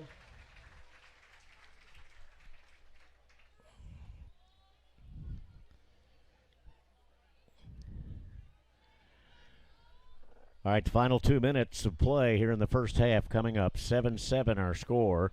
Newberry and Carson-Newman all tied. Carson-Newman looking at 2nd down and 7 from their own 5-yard line. Newberry does still have 2 of their timeouts. Carson-Newman has all 3 of theirs. to use if desired here in this final 2 minutes of play. So here come the Eagles.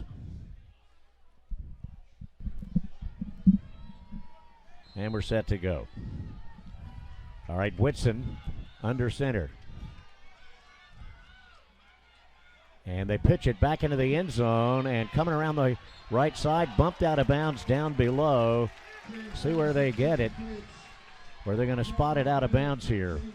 Right at the 10-yard line, Jalen Stratford pushes the running back out of bounds. So that's going to bring up third and about 3 yards to go here for Carson-Newman. 3rd and 2 for sure. We'll call it 3rd down 2. They got to get it out to the 12. That's where the downs marker is across the way. Whitson takes the snap, going to run it himself, and Newberry's going to stop him, but I think he's going to get the first down out near the 13. He does. Well, they make no bones about what they're going to do they? No, they don't. And they still ram it down your throat. Number 1 rushing offense again in the conference. So a fresh set of downs here for the Eagles. 1st and 10 with 1:40 to go in the ball game. Clock is put back in motion. Carson-Newman has it out at their own 13-yard line. And they're going to throw it down the field, wide open, and making the catch is Cade Meeks as he gets bumped by Quan Peterson. Well, more than a bump. Yeah, so he's down on the ground. Meeks is down, holding that right hip, I do believe. Well, he was all by himself. Then Peterson saw it, made a beeline to try to break it up. Got there on time, made a big hit, but he held on to it. So he is down. Trainer's out to look at him. Carson-Newman is going to have a 1st and 10 up at least to the 15. Well, it was called a penalty on Newberry, but obviously declined with the big play. Back at the line of scrimmage, yeah, it was right? an offsides. I was going to say, if they were calling a penalty on that hit, they should have called one back earlier on the hit that Newberry took, but they did decline the penalty back near the line of scrimmage. Carson-Newman did, and they'll have it 1st and 10 across the, well, they've marked it at the 49 of Carson-Newman. And Meeks ended up on his backside down at the Newberry 47. And he's going to go out with help from a couple of the trainers. Nevertheless, Carson-Newman 1st and 10. It'll be at their own 49-yard line. 1:26 to go here before halftime. Remember, they get the ball to start the second half. That's right. They won and deferred. That's why you really got to hold them off here. You don't want them to get any points. You were the one wanting the points, but unfortunately we couldn't make it happen. Now you got to stop them. 1st down 10, Carson-Newman from their own 49-yard line.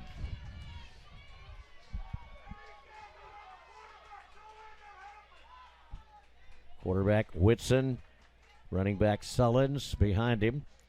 You've got Ferguson on the left. And over on this near side is Bradley.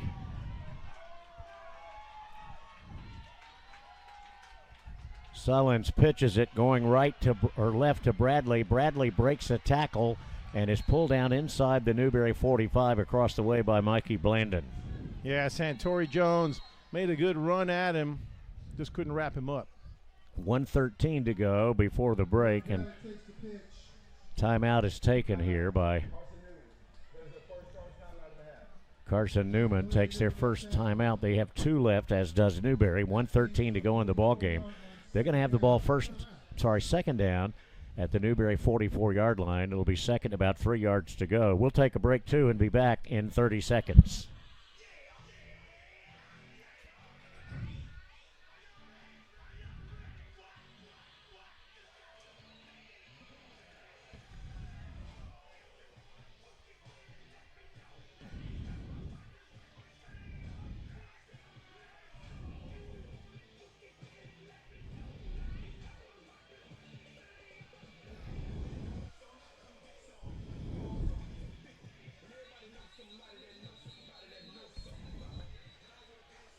All right, second down 3 for Carson-Newman at the Newberry 44-yard line. Big pass play up toward midfield as Whitson went to Meeks. Then they pitch it left on 1st and 10 from the 49 and took it down to the Newberry 44. Just So a that's where second pass reception for their team here in the first half. Right. All right, 2nd and 3. Whitson under center. Takes out, rolls toward the right side. And now going to try to throw. That ball's incomplete, intended for Ferguson coming out of the backfield. Devron Williams on the coverage. It'll be 3rd down. And boy, he was being chased, was Whitson, but he was. Both of them were. That's why just really couldn't plant the foot and get a good throw. Just let it sail on him. Had the receiver open downfield there. Just couldn't hang on to it. also looked like it could have been close to holding on the guy coming in on him too, but they did not throw the flag. Well, another 3rd down. Here we go. 3rd and 3. Carson-Newman from the Newberry 44-yard line. They pitch it left side to Bradley, and Bradley is going to muscle his way for a 1st down as he gets beyond the stick, I do think. Maybe at the 41. Let's see. He might not. Yep, they do. They give him the 1st and 10. Yeah, just got around the stick there. Had a couple of blockers over to that far side. Quan Peterson came up to try to make the play, but got around the line of gain before he could get there. That's the 2nd big run by Bradley on that same play in this drive. Yep. 62 seconds remaining in the half. 7-7 score. Carson-Newman 1st and 10 at the Newberry 41-yard line. And they pitch it, and Newberry's going to read this one. Well, he breaks a tackle, but they finally do knock down the running back for Carson-Newman. That time it was Caden McCoy who carried the football. Well, Jalen Stradford was the first guy. You said he kind of held him up just a little bit and allowed Mikey Blandon ultimately to make that tackle. So the gain is down to the 40, so just a short gain of a yard. It'll be 2nd down and 9. 52 ticks left, and Carson-Newman takes another timeout. We will too, back in 30 seconds.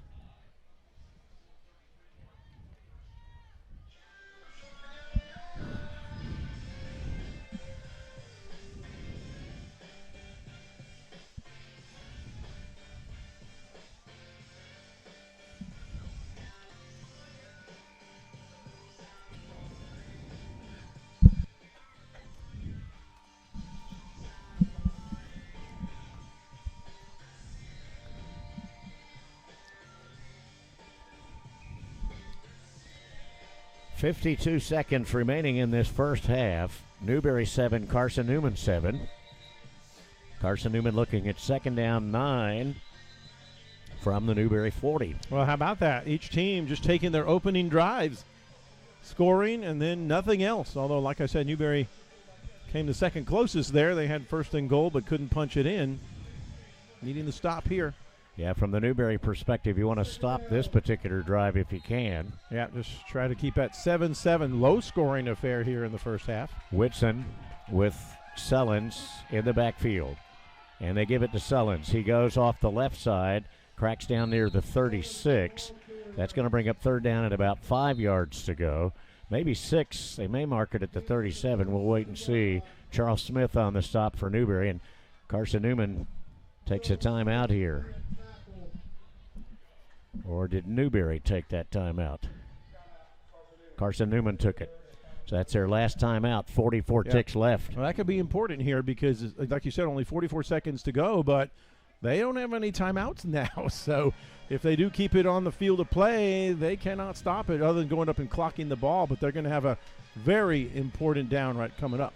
Yeah, you would think that they're going to have to throw it here. 3rd and 6. If you catch it, obviously you don't have a timeout.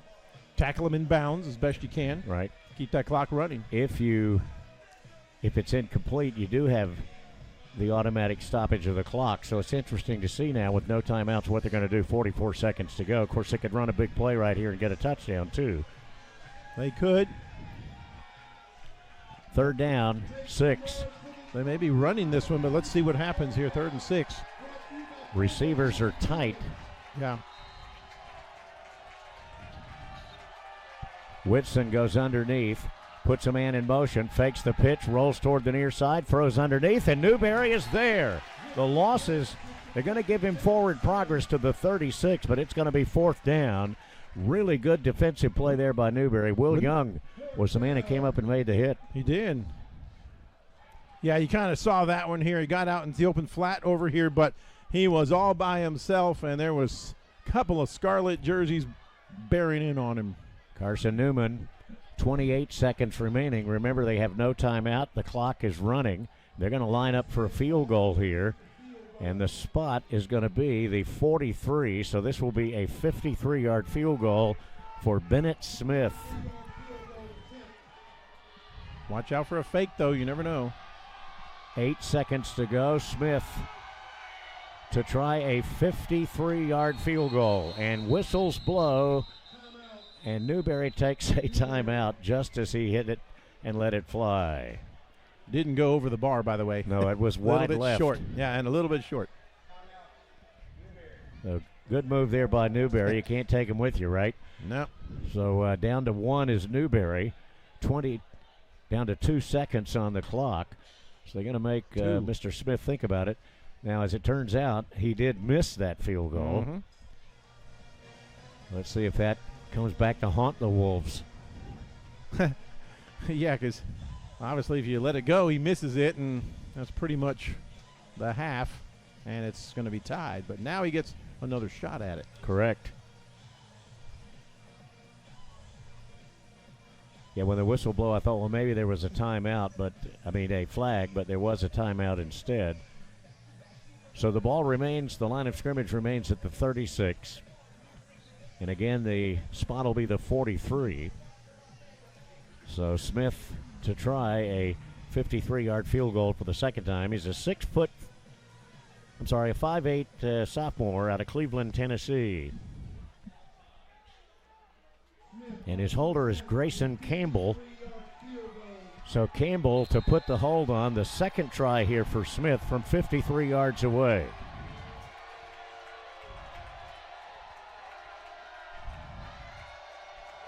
Here's the kick, and it is no good.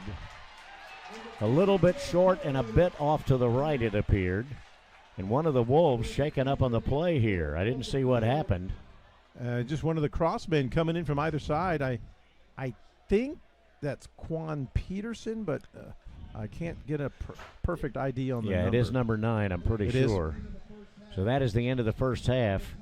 And whatever this is, the Newberry players call the trainers out almost immediately. Yeah, he was one of the guys coming in from the far end, coming toward us, and dove to try to get the block and then just hit the ground and never got up.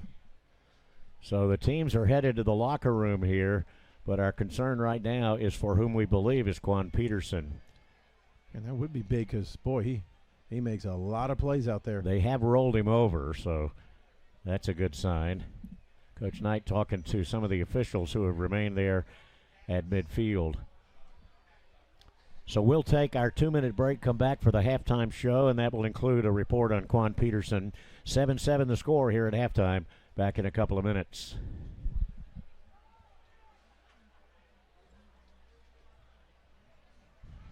Uh-oh. You're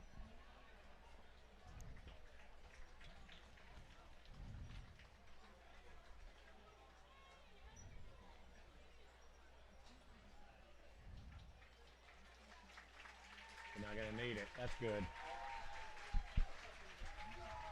Show some love.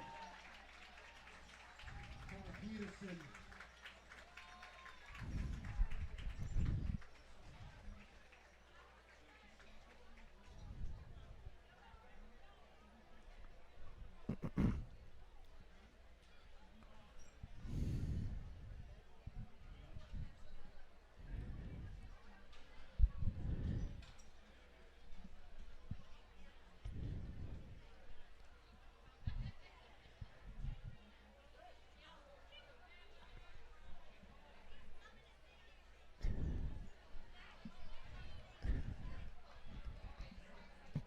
Ladies and gentlemen, please welcome to the field, performing for your halftime entertainment, the Newberry College Scarlet Spirit Band.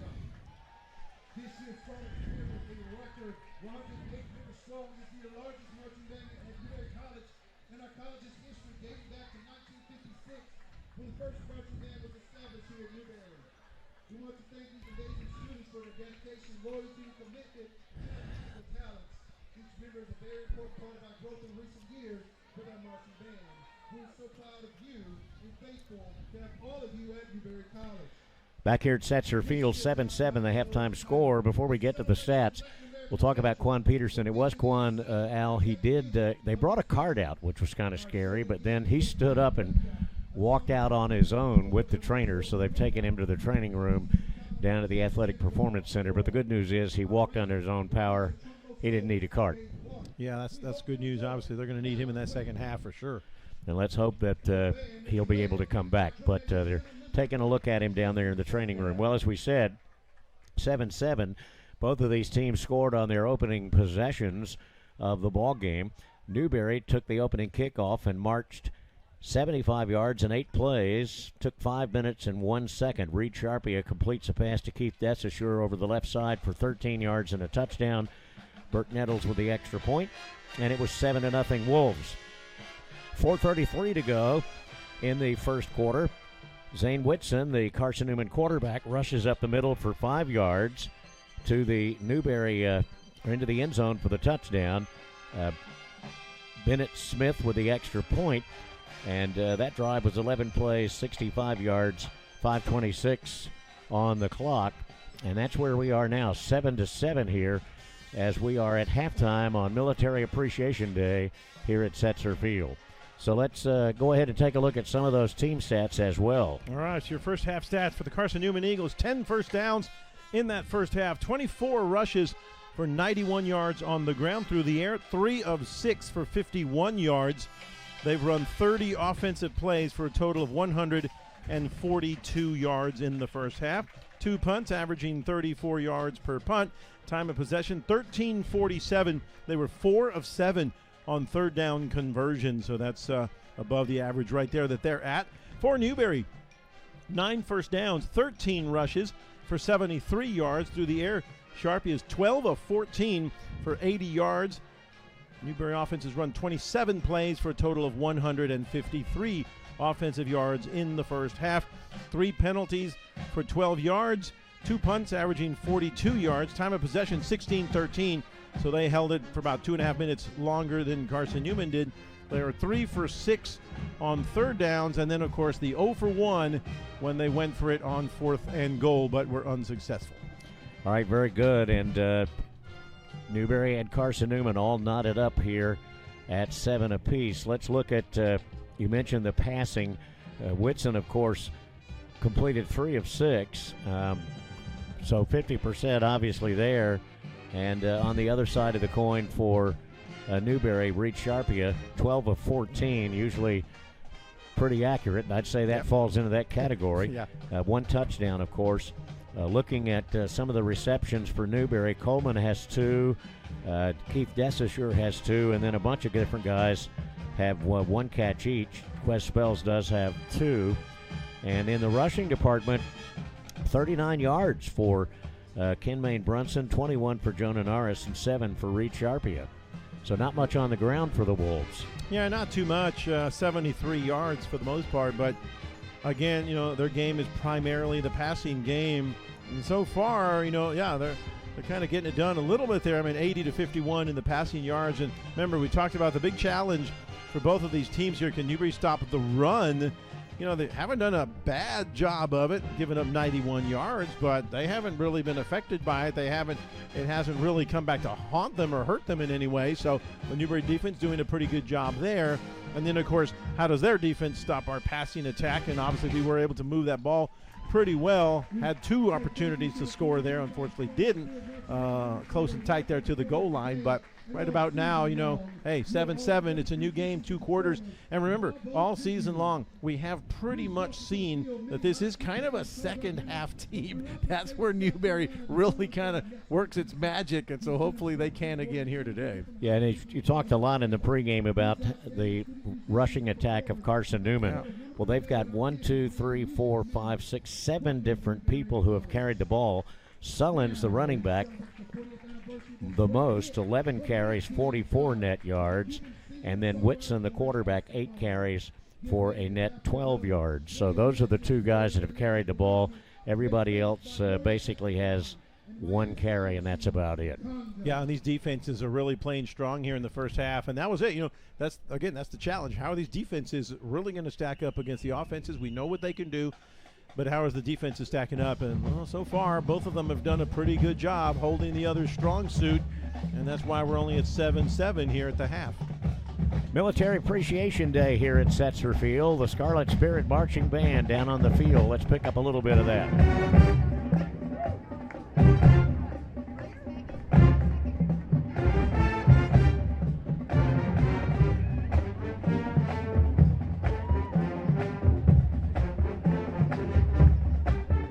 All right, that's a little bit of Scarlet Spirit. We'll hope to hear from them again when we come back. 7-7 the score at halftime, back after a 2-minute break.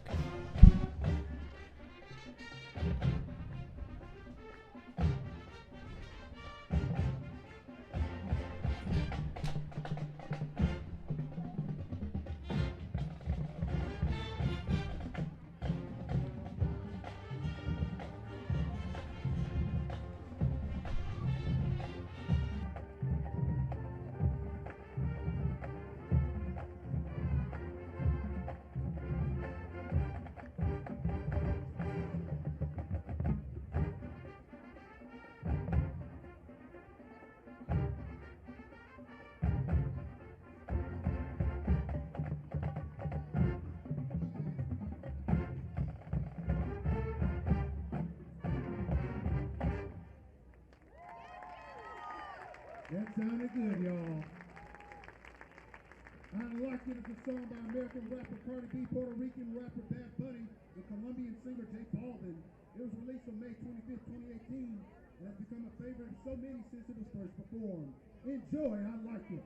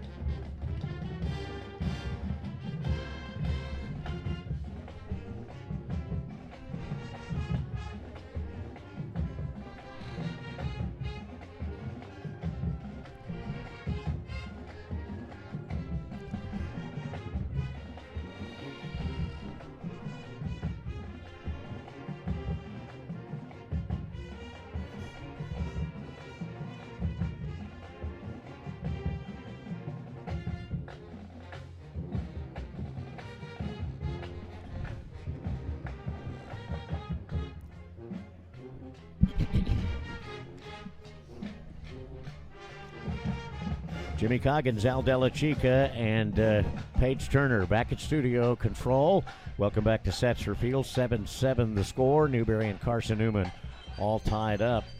By the way, want to say that one of the guys not sitting in the stands today is one of my former cohorts on a lot of broadcasts over the years, B.L. Brown.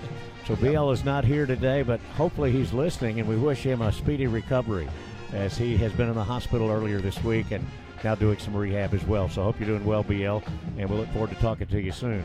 Well, 32 seniors on this football team. I want to run down those names for you. Jonathan Sexton, Reed Sharpia, Mikey Blandon, Keith Desasure, Kaheem Bethea, Rico Dorsey Jr., Travaris Willis, Jalen Stratford, Gray Leapart, Nate Lynch, Jaden Kynard, Mason Mayer, Josh Smith, Ja'Cory Gary, DeAndre Only, Demarion Elmore, KJ Robinson, Bradley Murtaugh, TJ Cox, Zeke Hare, Cale Brown, Zach Carabo, Coy Cutshaw, Seth Henderson, Hampton Smith, Davion Piles, Christian Draper, Logan McConnell, Burt Nettles, Trey Phillips, Chandler Crumbly, and helping out with the coaching, Zach Martin. 32 guys, and as I mentioned earlier, some of those names are pretty significant. Yeah, they are. They're all significant, but Yeah. some have really provided some excitement here, especially this year. Yeah, they absolutely have, and like I said, it just keeps I always keep thinking about how these coaching staffs, keep these teams going and trying to be consistent from one year to the next. When you do lose due to attrition and graduation and matriculation, I believe is the term, when they graduate and move on to other phases in life. And the coaches have to be back here. The recruiting is so important. Work on these young guys, getting them that experience so they can step up and be the next man up, right? That's what we always talk about. That's right, exactly. So, of course, everybody knows that this game is for the old saying goes all for the Barbles. Newberry able to beat Carson-Newman today. They win the outright South Atlantic Conference Championship. No bones about it. Should they lose, they would, at worst, be in a tie for the conference championship. But that outright championship comes with an automatic bid to the NCAA Division II playoffs. Now, a lot of these teams have a game to play next week. Newberry does not, because they lost the Limestone game and they weren't able to make it up with anybody else. Yeah, and that's why everybody else in the conference has 2 losses already, Carson-Newman included, Wingate behind us as well. And we only have 1, so that's why you want to win this game. And that's why, if you do, that's it. Nobody can catch you. You are the South Atlantic Conference champion. And like you said, the automatic bid. And if we do stay at 4 or perhaps 3 seed, we would host that first round. So, boy, you just have 2 quarters to play in this regular season, 2 quarters for the next possible South Atlantic Conference championship. And I don't know what they're saying in that locker room, but I'm sure it's pretty excited and pretty energetic, and they're going to be ready to get after it for quarters number 3 and 4. All right, well, a lot of the cheerleaders and the football players recognized as seniors before the game. Right now, the Scarlet and Gray, members of the Scarlet and Gray being recognized on Senior Day, as we still have about 7.5 minutes to go here before we get back into action. By the way, don't forget that number 2 ranked, second in the nation, Newberry College women's field hockey team will play for the conference tournament championship tomorrow afternoon right back here at Setzer Field. They beat Wingate yesterday in a semifinal game. Lander beat Belmont Abbey, so it's Newberry and Lander for the conference tournament championship. Now, I don't think there's any way, and you know where, that Newberry would not get into the field hockey championship playoffs, but sure would be nice to just go ahead and win it outright. But you're the number 2 team in the country. I think you're going. Yeah, I think you are. Absolutely. They've earned that right, I think, throughout everything that they've done. In the semifinals, won handily there against Wingate 6-2 yesterday. And looking for a little bit more. Like I said, they've beaten all those teams in the conference, so they'll have to do it one more time, and they'll be the South Atlantic Conference champions and on to the national tournament. And as I said earlier in the broadcast, those young ladies are extremely athletic and fun to watch. So if you're not doing anything tomorrow afternoon, come out and watch them in action. All right, 7-7 halftime score. Both teams about to start making their way back onto the field here. We're going to take a 2-minute break, and we'll be back. Music education major from Aiken, South Carolina. Next up, guitarist David Price, a music performance major from Blacksburg High School in Gaffney, South Carolina. Next up, Private winner Austin Nagowski, a double major in chemistry and biology with a concentration in pre-vet from Charlotte Catholic High School in Charlotte, North Carolina. Next, we recognize trumpet player Lillian Shumpert, a music education major from Pilgrim High School in Pilgrim, South Carolina. Huh? Yeah. Next, we recognize trumpet player Megan Steinman, a music education major from Lawrence District 55 High School in Lawrence, South Carolina. Next, we recognize drum major Tristan Sundell, a vocal music performance major with a minor in both jazz studies and music theory from Camden County High School in Kingsland, Georgia. And lastly, we recognize fluentist Betsy Thomas, a music major from River Bluff High School in Lexington, South Carolina. Thank you to our Scarlet Spirit Band members for 4 years of service to Newberry College and our music programs. You will forever be a member of the Scarlet Spirit and are always welcome back in the future. Farewell, friends, and Godspeed. Show some love to our 2025 seniors for the Scarlet Spirit Marching Band.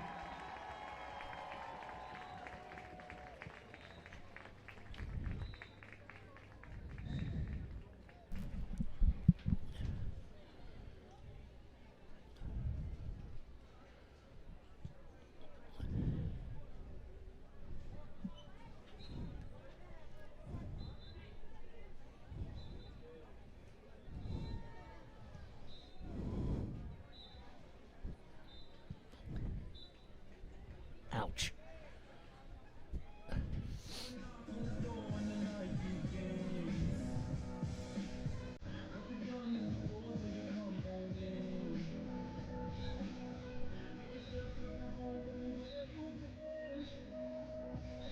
All right.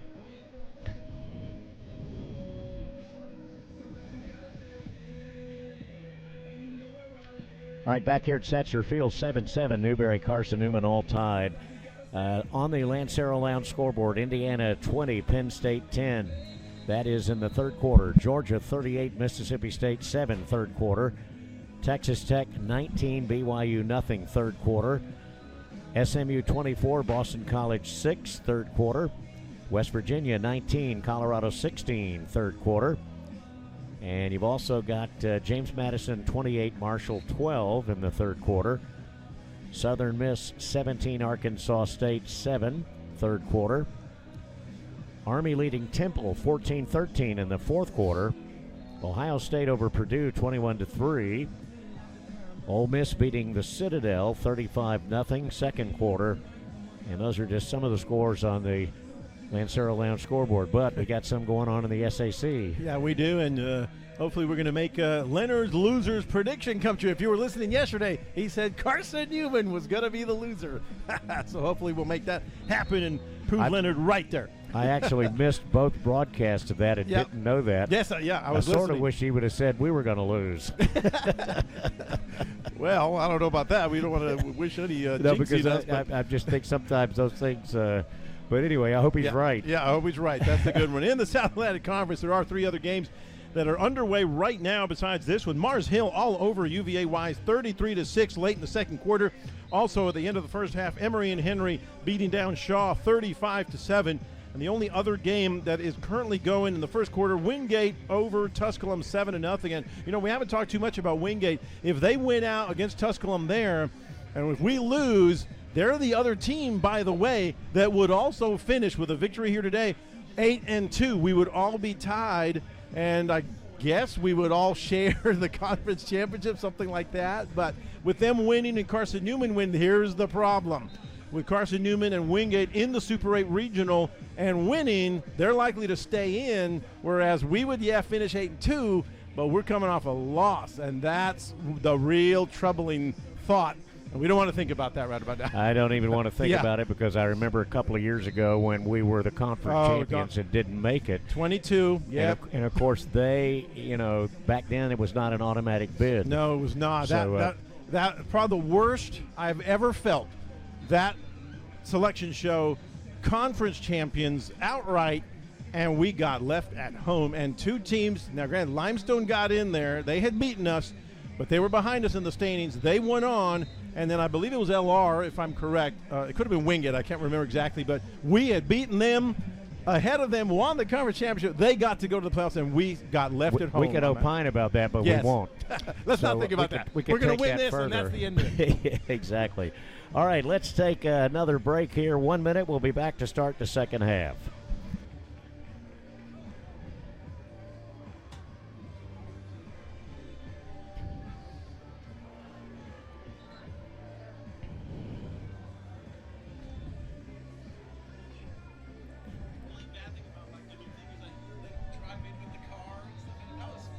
Yeah.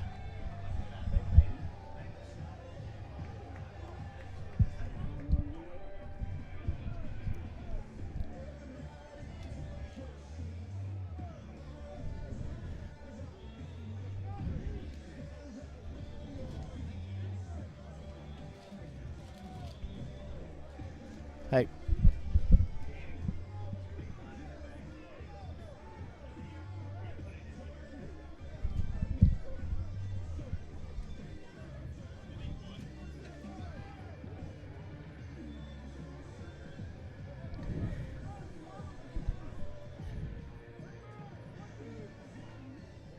Fans, we do have the winning ticket number for the 50-50 raffle. All right, back here at Setzer Field, we get set to start the third quarter play with Newberry and Carson-Newman all tied at 7 apiece. Carson-Newman won the opening tip or the opening flip of the coin and elected to defer to the second half. And so Newberry's Burke Nettles will kick off to the Eagles here to begin this second half of play. Ferguson deep on the near side for Carson-Newman. Nettles has it teed up at the 35-yard line. Well, here we go. 2 quarters for all the marbles, as we say. Here's the kick by Burke. And this one's going to be taken in at the 5-yard line by Ferguson. 15-20, 25-30, 35-40, and pushed out of bounds by Burke Nettles and company. Little help there from Jaden Morrison. He and Burke Nettles run him out of bounds, and that's not what you wanted to see, but there is a flag down back at the 27-yard line, so this might be coming back. Here's the call. Holding on Carson-Newman. So that nullifies a really nice return there for the Eagles here in the second half opener. Yeah, he got it to midfield right at the 50, so that's going to put him way back. So a big penalty. Remember, we were talking about that. Now, weren't too many big penalties, a little, a few here and there, offsides and this sort of thing in that first half. But this is the first of the big ones. They could have had it right at midfield. Instead, they're going back inside the 20. Yeah, they mark it from the 28 to the 18-yard line, so that's where Carson-Newman will start. First down and 10 yards to go. Bit of a break there for the Wolves. Well, every kicker's dream, too. Burke Nettles gets in there and makes the tackle. That's not the first time he's done that this year. No. Of course, that's a bad thing. You don't want your kicker having to make those plays. Correct. All right, 1st and 10. Whitson goes under center. Sullen's behind him, and he gets the call, and Newberry is right on him as he gets it out to the 20, maybe the 21. So it'll be 2 or 3 yards on the play. That's number 1. That's another quarterback I think they've sent out there. You're right. Is that Gleaton? It's Gleaton. You're right. Starting with another quarterback here in the third quarter. But no change in the MO because they gave it off to Sullens. Exactly. So Gleaton with Sullens to his right now on 2nd down and 7. And they hand it off on an end around. This is Griffin, and he's run out of bounds across the way by Santori Jones and company. Officials run over because there was some traffic over there, and you could see the Wolves kind of hold their hands back. Devron Williams over there as well. So it's going to bring up 3rd down for Carson-Newman. They spot it at the 22-yard line. Look who's also out there as cornerback. Quan Peterson. That is a really good sign. Remember, he was down there at the end of that first half. He's back out there starting the second half. 3rd down. You guys are tough, man, I tell you. 6 yards to go. Carson-Newman a man down. They run a guy onto the field here as they break huddle. 3rd and 6 for the Eagles. 2 receivers out to the left or the wide side of the formation. And now the quarterback, Whitson, rolls to the left. He throws. That ball is batted down beautifully by Trey Phillips. And the Wolves send the Eagles on their first possession 3 and out. Jalen Stratford also in there too. Great defensive stop right there. They got pressure. They stood up that offensive line. Then when he went to pass, they were all in his face, and they batted down. And right now, Newberry will send back Avery McFadden as he will await the punt here of Carson-Newman. See if he can get a good look at one and return it. He stands at the Newberry 40-yard line. Here's the snap back. Kick is away. This is a high spiral all the way back inside the 35. McFadden runs out of bounds across the way up near the 36-yard line. So Newberry will start 1st and 10 from their own 36 after sending Carson-Newman 3 and out on their first possession of this second half. Very good field position, 37. Well, here we go. You got the first shot, that's the main thing, and let's get that thing going. You start back in the summer with the program. I'm sure Carson-Newman has one as well. Your goal is to play for something, and they're playing for something today. Oh, yeah. Wolves come up on 1st and 10 from their own 37. We haven't seen Newberry really go deep. Norris in motion. 2 men left, 1 right. Now here comes a throw up the left side, and it is incomplete. They tried to get it to Quez Spells out of the backfield, and he was covered like glue. Incomplete. Terry Lemon, the Mike linebacker, dropping back in coverage. And yeah, and that was one where he had position. He had his back to the quarterback, but that throw, unfortunately, was behind Spells, and it basically hit him right in the back, hit the defender in the back, where Spells had to kind of reach over, and just very difficult to make a catch like that. Second down 10 from the 37-yard line for Newberry. Spells remains in the backfield. Sharpie back to throw. Fires over the middle for Desasure. Got him at the Carson-Newman 49-yard line. First down. Covering was Melian. Well, trying to. Yeah. Keith was pretty wide open, actually, and too bad because he made the catch and kind of went down there and then hit the turf, and if you could have stayed on his feet, he could have possibly added a few more yards there. First and 10, Newberry on the Carson-Newman side of the 50 at the 49, moving left to right. 7-7 ball game, 12:44 to go, third quarter. Motion by Coleman, back to throw, and now flags go down. Andre Coleman came in motion toward the inside. Don't know if he cut up too quick or what happened there, but let's see. False start is the call against Newberry. No, it was on the offensive line, actually. Yep. So they mark this off from the 49 to the Newberry 46, and the Wolves would look at first down 15 at that point. When you look at this Newberry offense as a whole, the penalty doesn't feel so bad at the moment. We'll see if it comes back to haunt him. First and 15. Sharpie back to throw. Good block on an incoming. And there's a catch at the 42 of Carson-Newman by DeAndre Coleman. Really good block back there by Quest Spells to keep that guy coming off the end over there, or he was heading for Reed Sharpia. Yeah, and this is Coleman's specialty. I mean, kind of these little mid-range passes, mainly to the outside. And you notice on that one, obviously, you all at home, you can't see it, but he went up high to pull that one in. So second down, about 3 yards to go, so he gets a lot of that 15 yards back there. Here's the give to Quest Spells. Quell's trying to break to the outside. Carson-Newman's all over him. 3 guys in there to knock down Quest Spells. Yeah, just barely got back to the line of scrimmage there. Leading the way, Mekhi Brown. Yeah, that one was dead from the get-go. Third down and what will be 2. Actually gave him a yard there. Forward progress. On third downs, Newberry 3 of 6, so 50% is a fantastic number to be at. 3rd and 2 from the Carson-Newman, just inside the 42 at the almost the 41-yard line. You got Dorsey and Desasure to the left, Coleman to the near side to the right. Norris on that wing. Play clock at 3. They got to hurry. Norris in motion. Here's the snap. Reed rolls to the left, throws to Norris, and he will make the grab and is going to be just shy, I think, of a first down, but there's a flag thrown after the play.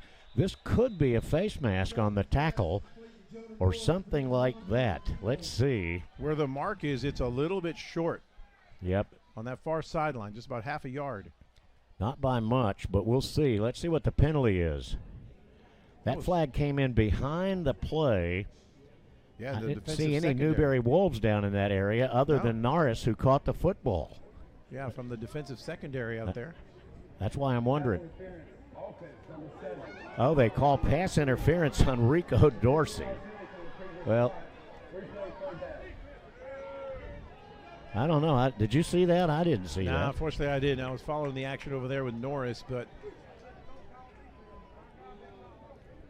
Well, it's going to give Newberry the replay of the third down. Unfortunately, it's going to be after the penalty is assessed here. From the 40. And they're going to take this all the way back to the 50-yard line. Well, take that back to the 45-yard line of Newberry. 15 yards. Yeah, it takes it to the 44 to be specific. So Newberry looking at third down and 1.5 miles to go here. Yeah, there's the big Newberry penalty now to go along with Carson-Newman's that stunted their drive. And now with a 3rd and long, it could be same thing here for Newberry's drive. Newberry took Carson-Newman free and out on their first possession. Wolves have moved the football here, but now 3rd and long, 3rd and 17.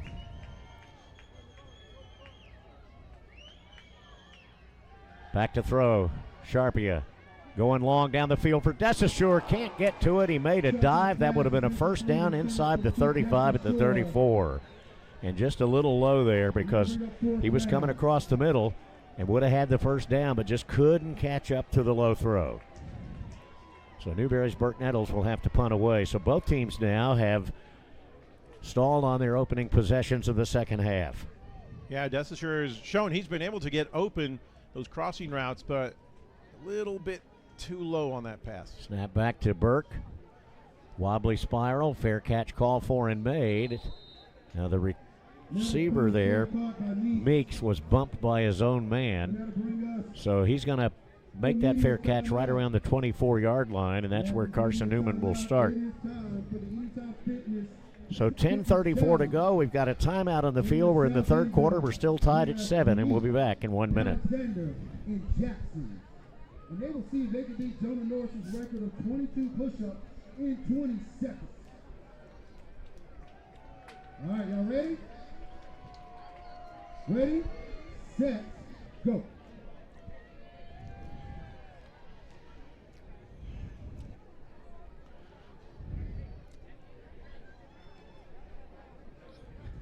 Got 10 seconds left.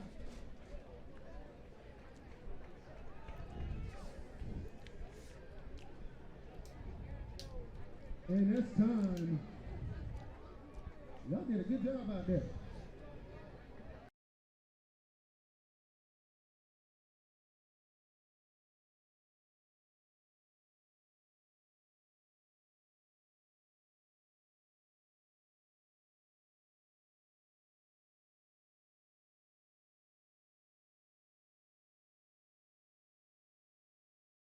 For North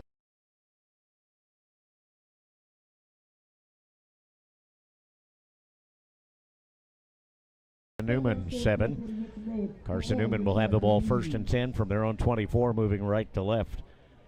Coming up after our broadcast, we'll get you to Florida State. I think we're doing that one. Anyway, we got a broadcast coming up. Yeah, Florida State is in action tonight. Is it against Clemson? We got that one. Ah, okay. Yep. That's what it is. Field Hockey Conference Championship game tomorrow. Newberry and Lander right here at Setzer Field. All right, 1st and 10 for Carson-Newman. Quarterback on the pitch, going right. This is Ferguson. Ferguson breaking tackles, finally pulled down after a huge gain out near the 37-yard line by Santori Jones. Actually going to mark it at the 38. It'll be 1st and 10. to the 38-yard line. First down, Carson-Newman. Yeah, 1st and 10 Eagles. Thing is, they haven't really broken any kind of big runs for the most part. Straight ahead goes Sullins. Newberry's going to stop him at the 40. Well, he pushes all the way to the 44. They had him near the 40, and he manages just to muscle out 4 yards. Jonathan Sexton on the stop. Yeah, Sexton had him wrapped up there, but he couldn't bring him down. He was a little bit too high, and he just kept the legs pumping and got that yardage. 2nd and 4 from the 44 for Carson-Newman. Their second possession of the second half. And coming off the left side again, Ferguson going right. He'll have a first down. Crosses the 50. Down to the Newberry 47-yard line. Going to be stopped on the play by Charles Smith. Charles had an interception return for a touchdown last week against Anderson. And Santori Jones coming out jogging, but a little bit gimpy, if you will. Yeah, limping a little bit. Charles Smith also coming out as well. 1st and 10, Carson-Newman. Ball squarely at the Newberry 47, hash mark right side. Eagles moving right to left. And this ground attack continues to move the ball up the field. Back to throw is Gleaton. Gleaton steps up, going to run toward the near side. Now fires, and it is incomplete. Too short. Intended for Cade Meeks. 2nd and 10 from the 47. Covering on the play was Tavares Willis for the Wolves. Yeah, he's coming in for Santori Jones there. 8:44 to go, third quarter. Both teams scored on their opening possession of the first half, and that has been it so far. Newberry did get first and goal, but couldn't punch it in. Second down, 10. It's Gleaton. Still out there. They pitch it, they fake it, and then pitch it to the right side and up the sideline. For Carson-Newman was Caden McCoy, the running back. Quan Peterson on the stop, but Carson-Newman says, well, the officials say Carson-Newman ran out of bounds at the Newberry 39-yard line, so it'll be third down and a couple of yards to go here.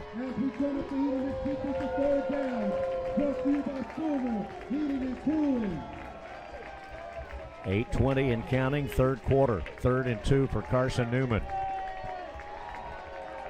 Really hard offense to defense because you never know who's going to go and who's going to go where. Gleaton takes it himself, turns it up. He'll have the first down as he fights his way down near the 35-yard line. Tedros Gleaton, the backup quarterback to Zane Whitson. Whitson played the first half. Gleaton has played the second half so far. Yeah, you just make a good point. You just don't know where that ball is going to go. They can keep it, they can pitch it, they can hand it off, and you just don't know. It keeps the defense guessing. You know, we were kind of dealing with that last night in that high school game with Ainer coming in here to play Newberry, and I mean, it was insane. We couldn't hardly follow the ball with how many guys they had in the backfield. And here's the give again. Right side, Ferguson takes it left to right. He's going to be banged out of bounds, but he's going to pick up 7, maybe 8 yards. Santori Jones across the way. Yeah, you know, Carson-Newman for many, many years ran that split back veer, which was about as hard to defend as this is. A different attack, but very similar in what you have to keep up with. Exactly. Second down, ball at the 29 of Newberry. 2nd and 3. That was a 7-yard pickup there. Eagles send 2 men to the left as wide receivers. Gleaton going to keep it himself. Runs off the left side. Takes it down inside the 20. Still on his feet. He's going to be gang tackled, but not before he gets to the 10-yard line. My goodness. He started at the 29. He did. That's where it was. Gleaton is a 6'1", 225-pound sophomore out of Waldorf, Maryland. Transferred into there from Navy. They have run the ball a time or two at Navy for sure. We got a wolf down on the play here, so there's an injury timeout. We'll take a break too and be back in 30 seconds.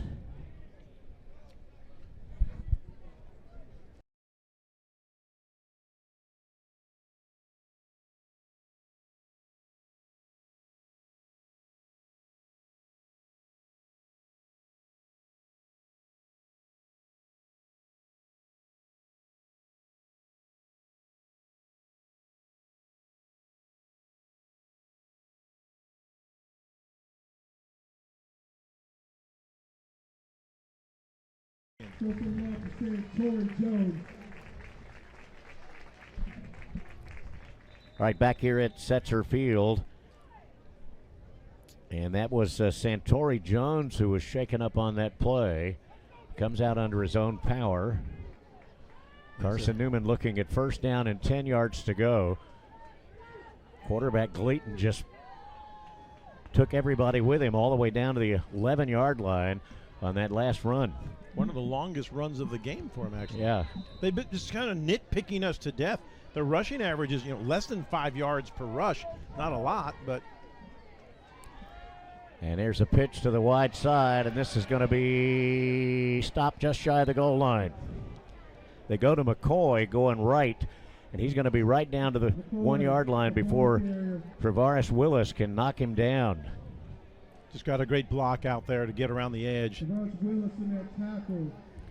So that's going to make it first down and goal to go from the 2.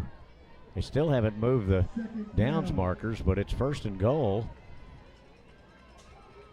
Ball down inside or right at the 2-yard line, maybe closer to the 1.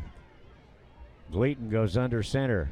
Takes it himself, pushes, and does not get in. Big pile up down right at the goal line. So it'll be second down goal to go, and apparently, oh boy, that thing is as close as it gets. This will be a really good place from the Newberry perspective for a turnover. Yeah, I remember that second quarter, Newberry had the same thing. They were able to stop us. Let's see if we can do the same back to them. Goal to go from inside the 1, literally. And Gleaton takes it straight ahead. Does he get in? No signal yet. Touchdown. So Tedros Gleaton takes it in, as you would expect. And that puts Carson-Newman on top here, 13-7 with 5:04 remaining in this third quarter of play. Yeah, the main thing is you just want to keep it close, right? One score, you can handle that. You can get the ball moving and get right back into it with just a one-score kind of deal here. Both teams, of course, stalled on their opening possession of the second half, but on Carson-Newman's second, they drive it down and score. Here's the extra point try coming up here for Smith. It is up, and it is good. 5 minutes, 4 seconds remaining in this third quarter play. Carson-Newman takes the lead for the first time today, 14-7, and we'll be back in a minute.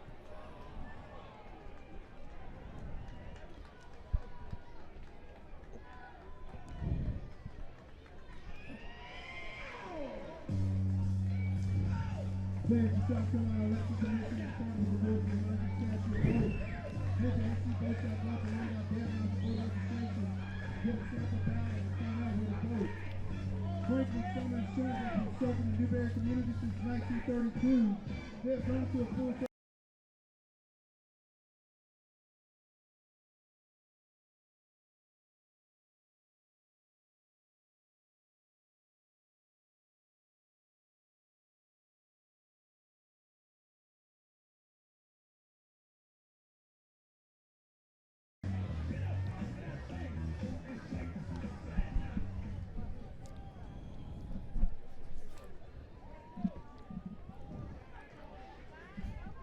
All right, Tedros Gleaton with a 1-yard run for the touchdown. Carson-Newman takes the lead 14-7. Still 5:04 to go here in this third quarter play as Carson-Newman now kicks off to Newberry. And this is going to come toward Quez Spells. He lets that go into the end zone for the touchback. We haven't had one returnable yet. Nope, they have kicked it all into the end zone. Might as well just let it go, line it up here, and get ready to start the next drive. So the Wolves 1st and 10 from their own 25.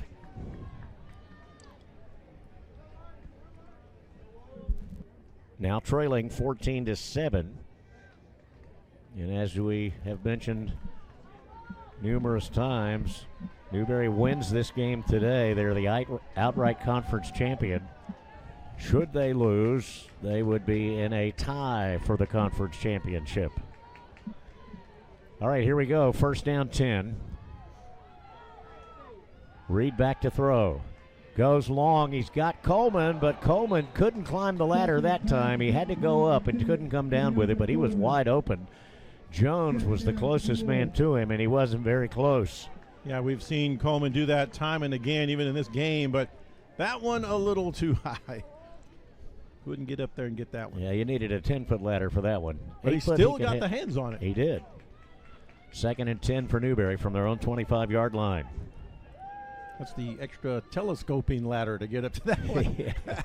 Coleman goes back out to the left side. You got trips to the near side here for the Wolves, so 4 wide receivers. Reed back to throw. Now trying to run. Going to come toward the near side, and he's going to be slung down at the 25-yard line. And the guy that was breaking through there, Jerron Blakely, he just slung him to the turf. And it's no gain. It'll be 3rd down 10, still from the 25-yard line.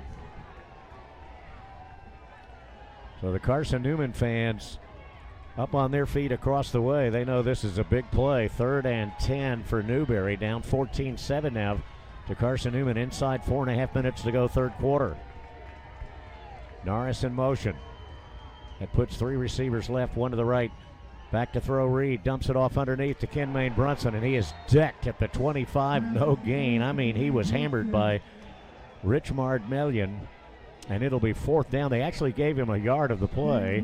4th and 9, and here comes Burt Nettles. Yeah, I mean, we were telling you this is a very good defense. They are number 1 against the pass, and so that's why we were looking at that. How is our number 1 passing offense going to be against them? So they're holding us in check for the most part.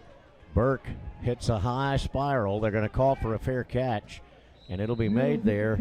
And that's going to give Carson-Newman pretty good field position as Meeks fair catches it at the Carson-Newman 39-yard line. So first down from the 39, and Newberry unable to move the ball down the field on that possession. Stalled out and had to punt. Now Carson-Newman with a 14-7 lead, 3:35 to go in this third quarter. They're going to have the football. Yes, they are. And this is where the defense really has to stand up. You don't want to go down 2 scores going into the fourth quarter. That's going to be starting to be a tall mountain to climb. Gleaton keeps it himself, and he still muscles his way out to the 45 as he gets hit and drags Jadon Eason along with him. So it'll be a gain of 5. It'll be 2nd down 5. Actually almost makes it to the 45. So a 2nd and a long 4, short 5.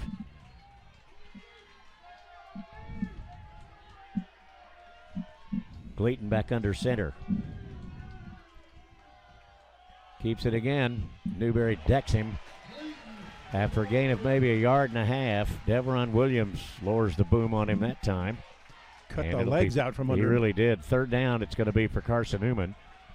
Ball's going to be just over the 45-yard line. They got to get it squarely to the 49, so 3rd and a long 3, if you will. Brandon Pontoon coming in. Coach was really high on that young man. He's been playing pretty well lately. He has indeed. And they give it off the right side, and Newberry's going to stop it shy of the 1st down. Pontoon, one of them in there. Couldn't clear that edge. That's the main thing. Got a Wolf really slow down on the ground, though. Nope, he's not going to get up. Out to the 47-yard line. Wolf is down, and here come the trainers. It'll be 4th down for Carson-Newman, and what's literally a little bit more than 2 yards to go. 2.5, we'll say, but more than 2, less than 3. That might be Devron Williams. Coach Knight has gone out. I can't see the number. He got him up, yeah, sitting he's got up. the arm wrapped. Yeah, that's Devron Williams. Yep, it is. But he's as tough as they come, let me tell you. I promise you he'll be back. Oh, yeah. They had to wrap that thing up, that left arm. Saw that thing on Friday. Just had kind of a black wrap on it, and I've got it all taped up. He'll be back. I'm pretty positive on that. So 4th down. Now Carson-Newman shows punt. It'll be 4th, and we'll call it 2 from the 47. They would have to get it to the 49 for the 1st down. Will they boot it? That's the question. And yes, they will. Here's the punt. This is returnable by McFadden as he backpedals inside the 10, comes toward the near side, and he breaks 1 tackle, gets to the 10, and going to run out of bounds. Up around the 12, 13-yard line. Well, they don't have great field position. That's the bad news, but the good news is they did put the stop on Carson-Newman. Now here's a flag out near the 39-yard line. Jacob Madison was the man who ran Newberry's return man McFadden out of bounds. When did that come out? That seemed really late. Yeah, I never saw it until just now. It looks like they might have picked it up here. Let's see. During the kick, holding on the return team, number 1. They call holding against Newberry. So they take it half the distance to the goal from the 12. By the way, guys, that will be the 6-yard line. In case you need a little help in math. Math, you're pretty good. All right. Well, sometimes you need a little help, right? Well, in broadcasting, we don't usually have to get that specific. We just round it up. So Newberry starts 1st and 10 from their own 6-yard line. 5 penalties for 32 yards. Not a lot of yardage overall, but a couple of crucial penalties lately that have kind of stymied the Wolves here on their drives. All right, Newberry sends 3 men out to the left. Quez Spells is the running back. Starting from their own 6. Play action fake. Now Reed rolling out of the end zone. Wants to throw, shovels it ahead, and it's not handled. Should have been. Not handled by Rico Dorsey Jr. Little shovel pass as Reed was running for his life. Yeah, he was. A couple of guys out there now. They weren't going to catch him for the most part, but I don't know. Sometimes in that type of situation, sometimes it might be better just to tuck it and run, just see what you can get. That time he tried to find Dorsey, but I think Dorsey was just so surprised he quickly shoveled it out there to him. He wasn't ready for it. Yeah, easy for us to say up here he should have caught it. But if you know Rico Dorsey, he probably thinks the same thing. So 2nd and 10. Here's the give to Spells. Spells trying to pick his way, going to be pulled down at the 9. So Newberry's going to look at 3rd down here, and once again, 3rd and about 6-7 yards to go here. Cruz Temple on the stop for Carson-Newman. So the Wolves looking at 3rd and 9 from deep in their own, fairly deep in their own territory, right at the 10-yard line. Sharpia back to wait the snap here. 1:10 to go in this 3rd quarter. Carson-Newman now leading 14-7. 7-7 at halftime. Motion by Coleman. Reed rolls to the left. Now comes back to the right. Going to run this football, and he's got room. 20, 25, 30, and out of bounds up near the 33, 34-yard line. Champ Baker runs him out of bounds, but what a nifty little scamper there by Reed Sharpia, the quarterback. Well, there it is. He rolled out to his right, and then it just parted in front of him, and that was the time. Tuck it and run, and he knew he had enough yard. That's a huge play right there. 1st and 10 for the Wolves out at their own 35-yard line. Desasure near side. Coleman and Dorsey to the left. Desasure in motion. They give it to him on an end around. They're going to run a reverse to the near side now. Thought they were going to throw it 40, 45, 50, and out of bounds for Newberry goes Ja'Cory Martin. Really neat play. Cruz Temple on the stop. 1st down, Wolves at the 49-yard line. Yeah, and in fact, the way that was shaping up, I thought he was going to get even more. He had 2 big old blockers coming out this way, but when he had to cut back that way, the guy that they were trying to block made a pretty decent play to at least shorten it up a little bit. 1st and 10, Newberry from their own 49, down 14-7. And that's going to be the end of the 3rd quarter of play. Carson-Newman 14, Newberry 7. The final 15 minutes of what could be a conference championship coming up in 1 minute.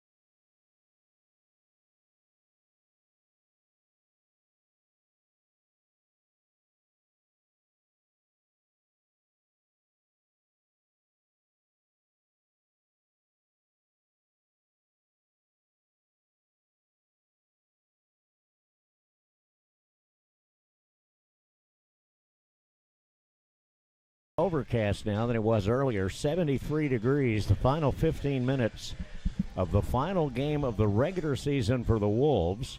Not so for the Eagles. Newberry lost that 11th game because of the loss of Limestone, but here's the deal. Newberry down by 7, and they got 15 minutes to try to win this, which would give them the conference championship outright and the automatic berth to the NCAA Division II playoffs. And by the way, in case you aren't wondering, Carson-Newman will be hosting Tusculum next week. That's their final game. All right, first down and 10 for Newberry from their own 49. Wolves will now move right to left as we start this fourth and final quarter. And as a final note on that, the other team involved, Wingate, they will be at home hosting Mars Hill next Saturday. That could be a good one. Could. You never know. Because if they lose one of those games, then they're out. So that could happen. You never know. All right, Sharpia. Play action fake. Nice block by Spells. Sharpia going downfield for Dorsey. Got him. He's inside the 10.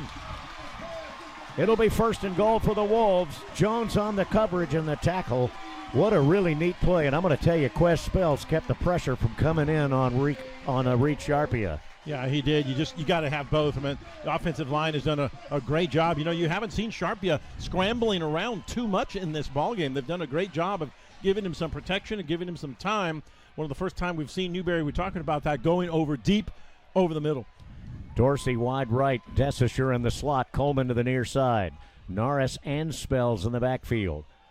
Here goes Reed as he wants to throw, and he's going to be stopped for a loss back outside the 10. He got bunched up with a bunch of Eagles there. Leading that charge was Mekhi Brown. And we'll see where they spot this, but that's a loss on the play. They actually put it at the 9, so maybe only about a yard loss there. Yeah, they were trying to stretch it out to that far side. Sharpie was looking for something in the end zone, but there was just nothing there. Right, so Coleman comes out. Newberry's going to put Leapart on the tight end right. Norris right behind him. Desisher in the slot left. Spells remains the running back. Second down, goal to go from the 9-yard line for the Wolves. Down 14-7. Snap to Sharpia. Hands off to Spells. Spells lowers his head, spins off a tackle, gets to the 3. And it's going to be third down goal. Jerron Blakely on the stop. Remember, Newberry got first and goal earlier in the ball game and could not punch it in, and now they're looking at third down goal to go from about the 4-yard line. Yeah, it was a big sequence right back then. And here's another one. Into the Newberry lineup comes Will Young as one of the receivers. He'll go out wide to the right along with both Desisher and Dorsey. Coleman to the left. Spell remains the running back. Third down goal to go from the 4 for the Wolves. Motion by Dorsey. Reed rolls. Now comes back the other way. Throws into the end zone. Caught. Touchdown. Wow. Milligan on the coverage there, but the Wolves get the touchdown pass. And I believe it went to Dorsey. It did. Talk about another one. Those were the two. Remember, Rico was kind of unaware he was going to do that shovel pass. Now, he was coming across, but I don't know if he was expecting that pass because it looked like Sharpie was going to tuck it and try to run. At the last second, he fires it in. Low pass, but high enough that Dorsey made the catch. Burke Nettles to tie the score here at 14. Gray puts it down. Nettles puts it up. It is good. 12:29 to go in this football game. Newberry 14, Carson-Newman 14, and we'll be back in just a minute.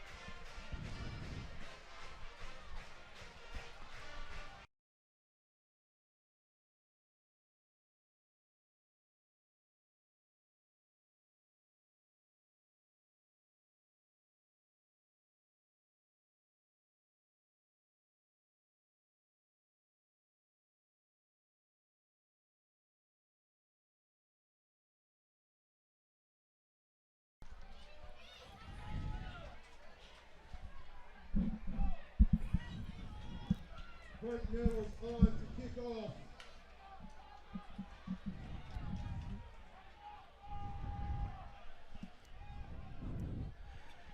Well, Reed Sharpie darts one into Rico Dorsey in traffic there for the touchdown.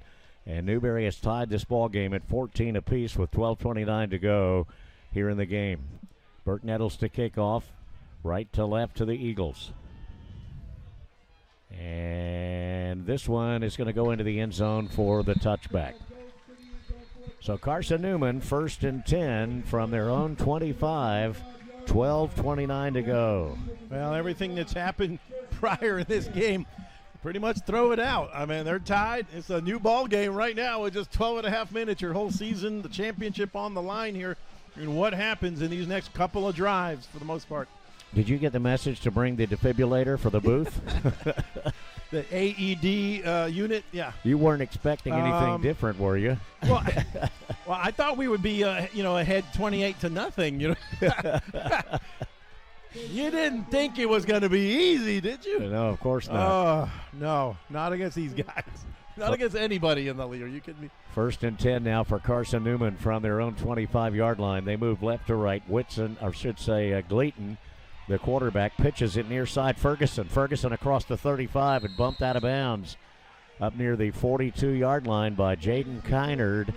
So a big run there by Ferguson on the pitch from Gleaton. And Carson-Newman picks up a 1st and 10 at the 42. Yeah, that running game is pretty evident. 30 over 180 yards on the ground, only 51 through the air. They're 3 of 8 passing, only 3 completed passes in this game, and so they are proving to be who we thought they were going to be. 17-yard pickup there by Cam Ferguson. 1st and 10 for Carson-Newman from their own 42-yard line. Gleaton, play action fake, throws, it is almost picked off by the Wolves. In there with his hands up in the air, Jalen Stratford. And then he reached for it as that ball was bouncing around up there. Almost came down with it. Oh, boy. Would that have been huge.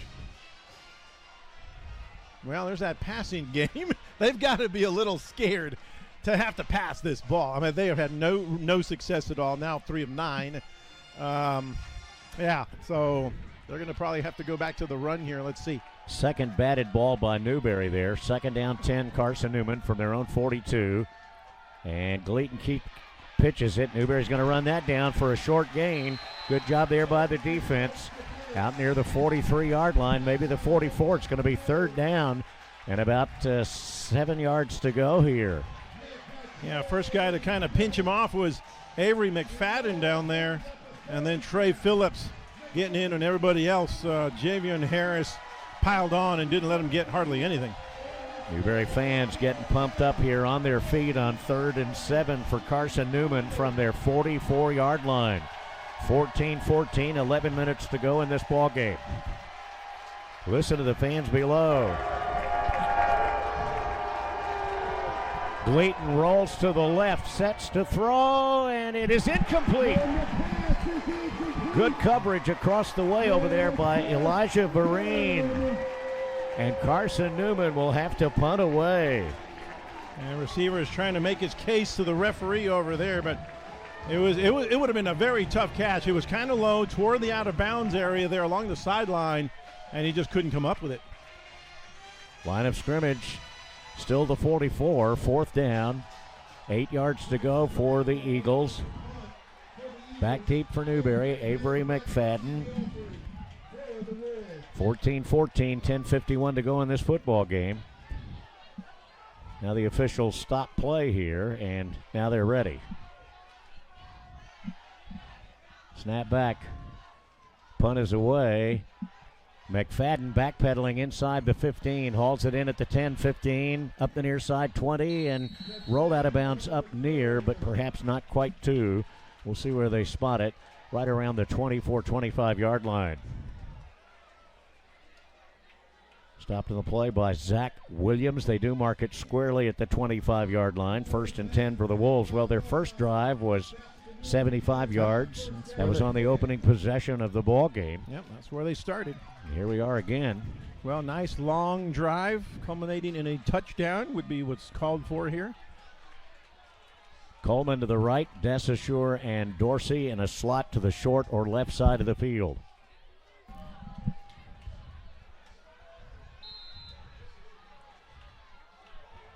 Sharpie awaits the snap. Hands it off. They run a reverse. Now a pitch back. There's a flea flicker. They throw it to Desashore. 25, 30, 35, 40, 45, and down he goes. What a call. Yeah. Drevron Hollis gave it to the running back there, Reed did. He threw it back to Sharp. Well, they then got it to Desashore. He threw it back to Sharpie. Sharpie throws it down the field, first down at the 46. So a reverse pitch back pass. Right. And it eventually went back to Desashore on that far side. Nobody was near him. He just turned on the jets and got the first down. 1st and 10 from the 46. Sharpie back to throw. Steps up, fires. Scott Coleman inside the 40. Down he goes. They're going to mark it right at the 40. Another first down. Cruz Temple on the stop. First down 10 Wolves. 9:41 and counting. 14-14 ball game.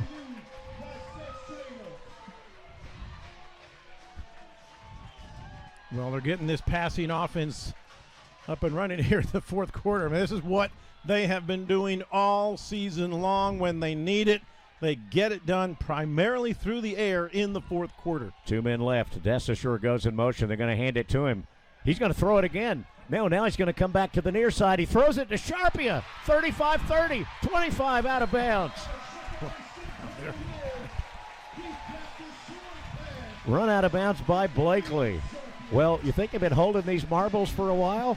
I think so. I think coaching staff and all this are saying, okay, look, this is the straightaway stuff. They're a good team. We're not going to beat them maybe just straight on. And all of a sudden you've seen some very interesting calls here. Empty backfield. Little screen pass to Quest Spells. Spells fights inside the 20. Down he goes on his backside at the 16-yard line. 9 yards on the play. It'll be 2nd and 1. Well, what's some great play calling over the last 3 or 4 plays here. Are they going to say it was fumbled? Well, he was going down, and they're ruling it that he stripped it away. They're going to have to review that. That's going to be reviewable, I'm pretty sure. I think so. I mean, he was backing his way. They stopped his forward progress. The whistle should have blown anyway, in my mind. And then as they were going down, the player from Carson-Newman, I guess, just stripped it out of his hands as they went down together. And he came up with it at the end, but the whistles had blown. I'm pretty sure he should throw this red flag here and get a review. That's what the thing's over there for, but maybe not. Now I think he has asked for the review. Well, you don't want it to be left up to the stripes, I can tell you that. Ruling on the field is challenged by the coach.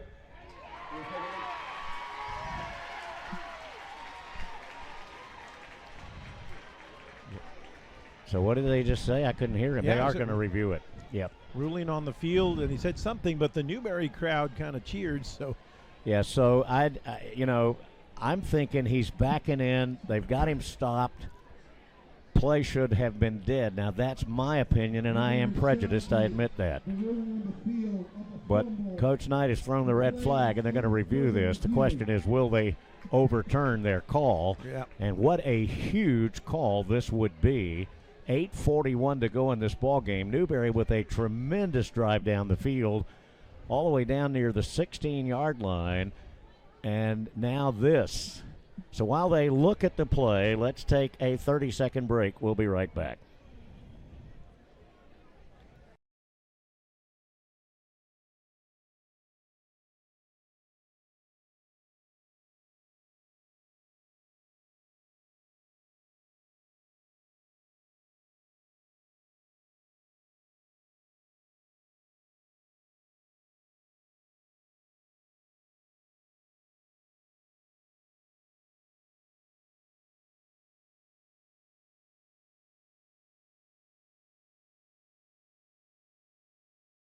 In the year, you've got the replay tent over on the Carson-Newman sideline, and you got Carson-Newman players and coaches over there watching it. I don't understand how that can happen.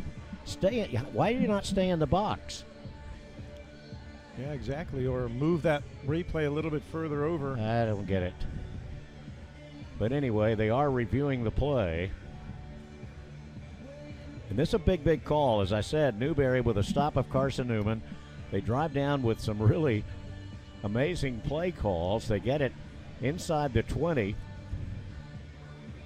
And what I thought was a play that should have been blown dead. Yeah, it's one of those things where they're all in the scrum and they're just going down and all that. And the only thing I saw at the very, very end as Spells went down, one of the Carson-Newman players also kind of, worked his hands around the ball when they went down, and then, he yanked it away from him when they were on the ground. That's what I thought I saw, and that's why I think you were right. I was thinking, okay, this is a dead ball, that sort of thing. And all of a sudden they came out there saying it's a supposed fumble. Well, there are 3 stripers over there looking at it.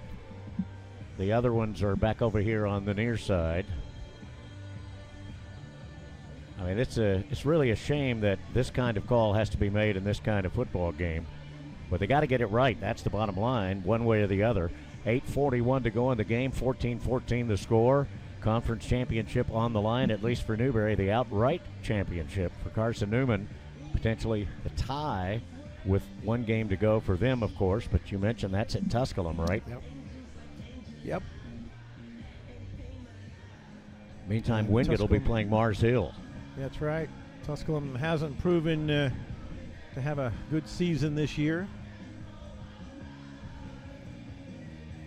Carson-Newman's players who had a look at it, and I don't understand that. Whitehat over there talking still to the other official. One of the guys coming, I guess, to give the good news or the bad news to Coach Knight.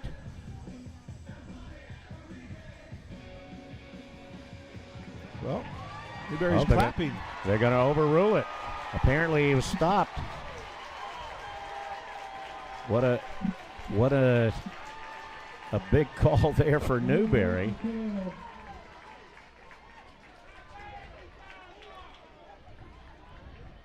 Well, nobody's perfect, but you got to try to get it right. Yeah, absolutely. Now, what was the interesting thing is, they made the call on the field that it was a fumble. That's what I'm saying. Recovered by Carson-Newman. So that means if they overturn this, there had to be clear evidence, and they must have seen it. Yeah, absolutely. So Newberry keeps the football here.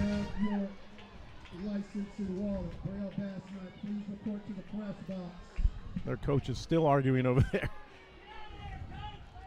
Well, as you said, the rule of thumb is if they overrule a call, there has to be plain evidence.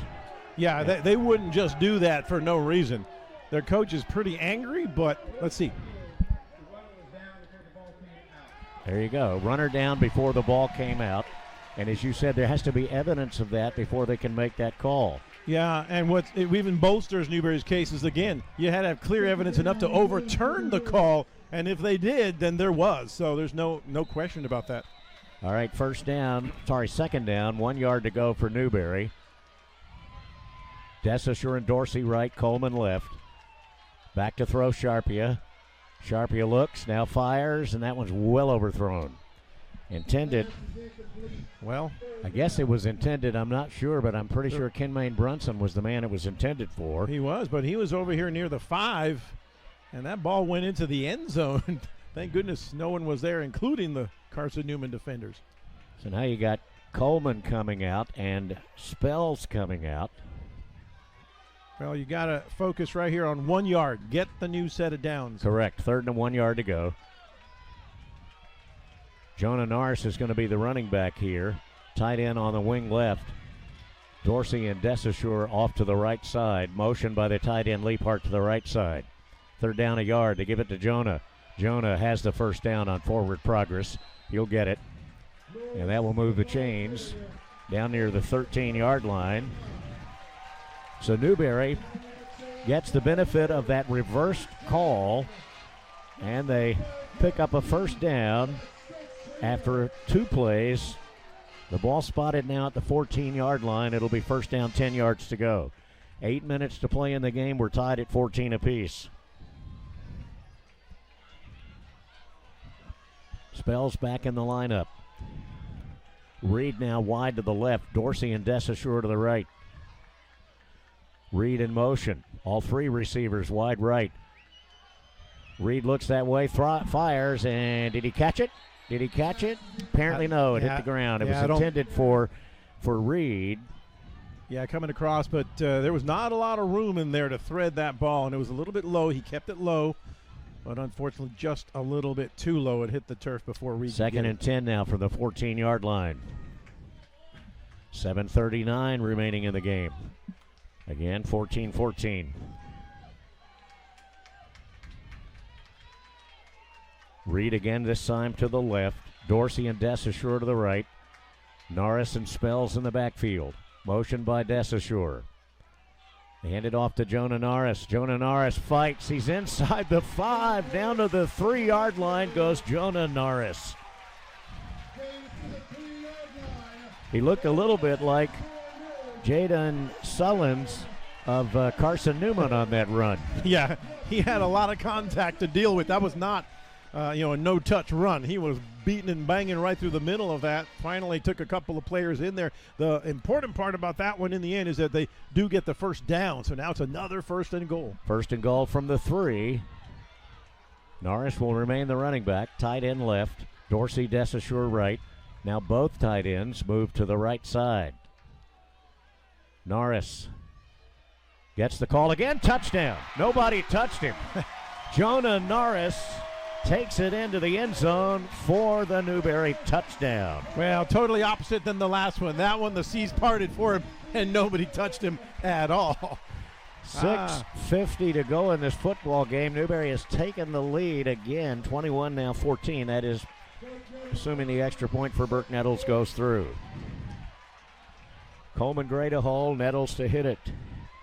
Nettles, the South Atlantic Conference Special Teams Player of the Week this past week.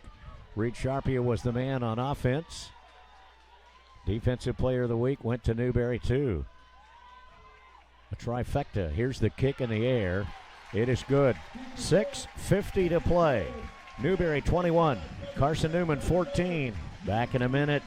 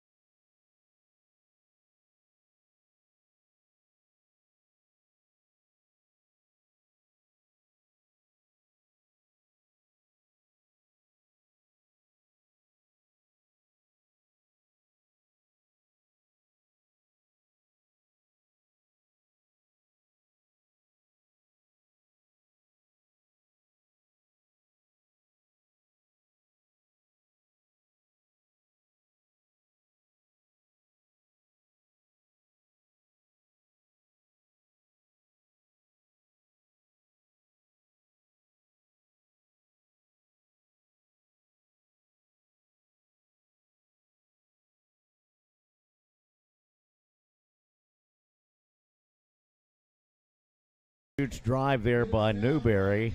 They get the touchdown. They move the ball down the field with some really nifty play calls, and then there was a fumble called on the field. Coach Knight asked for a review. The officials went over and reversed that decision, and as you have said, there has to be indisputable evidence for them to overturn it, so there must have been. Yeah, absolutely. I mean, you don't normally get them to do that unless there's clear and convincing evidence, but it may be the play of the day was not anything technically on the field. It could be coach's review. Jonah Norris on a 3-yard touchdown run up the middle. He was not touched. He was not touched. And there's some question here. They're looking back here at the press box below us. Yep, I'm not sure what also that's to the all coaches, about. Yeah. Coach Knight looking up here, and a couple of the other coaches talking to the guys in the booth over here. We got on headsets, but we're not connected to that network. So, no. Lawson Reel coming down here. I don't know if he had to come up here and what the deal was, but there's some delay. 6:50 remaining in the ball game. I think we're now set to go. Whatever the problem was, they've corrected it.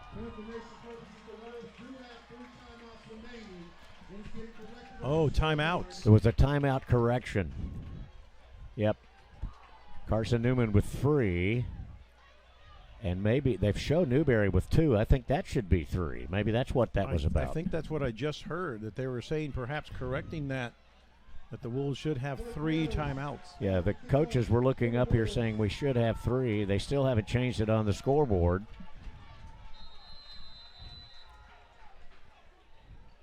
I don't recall Newberry calling a timeout in the I second don't either. half.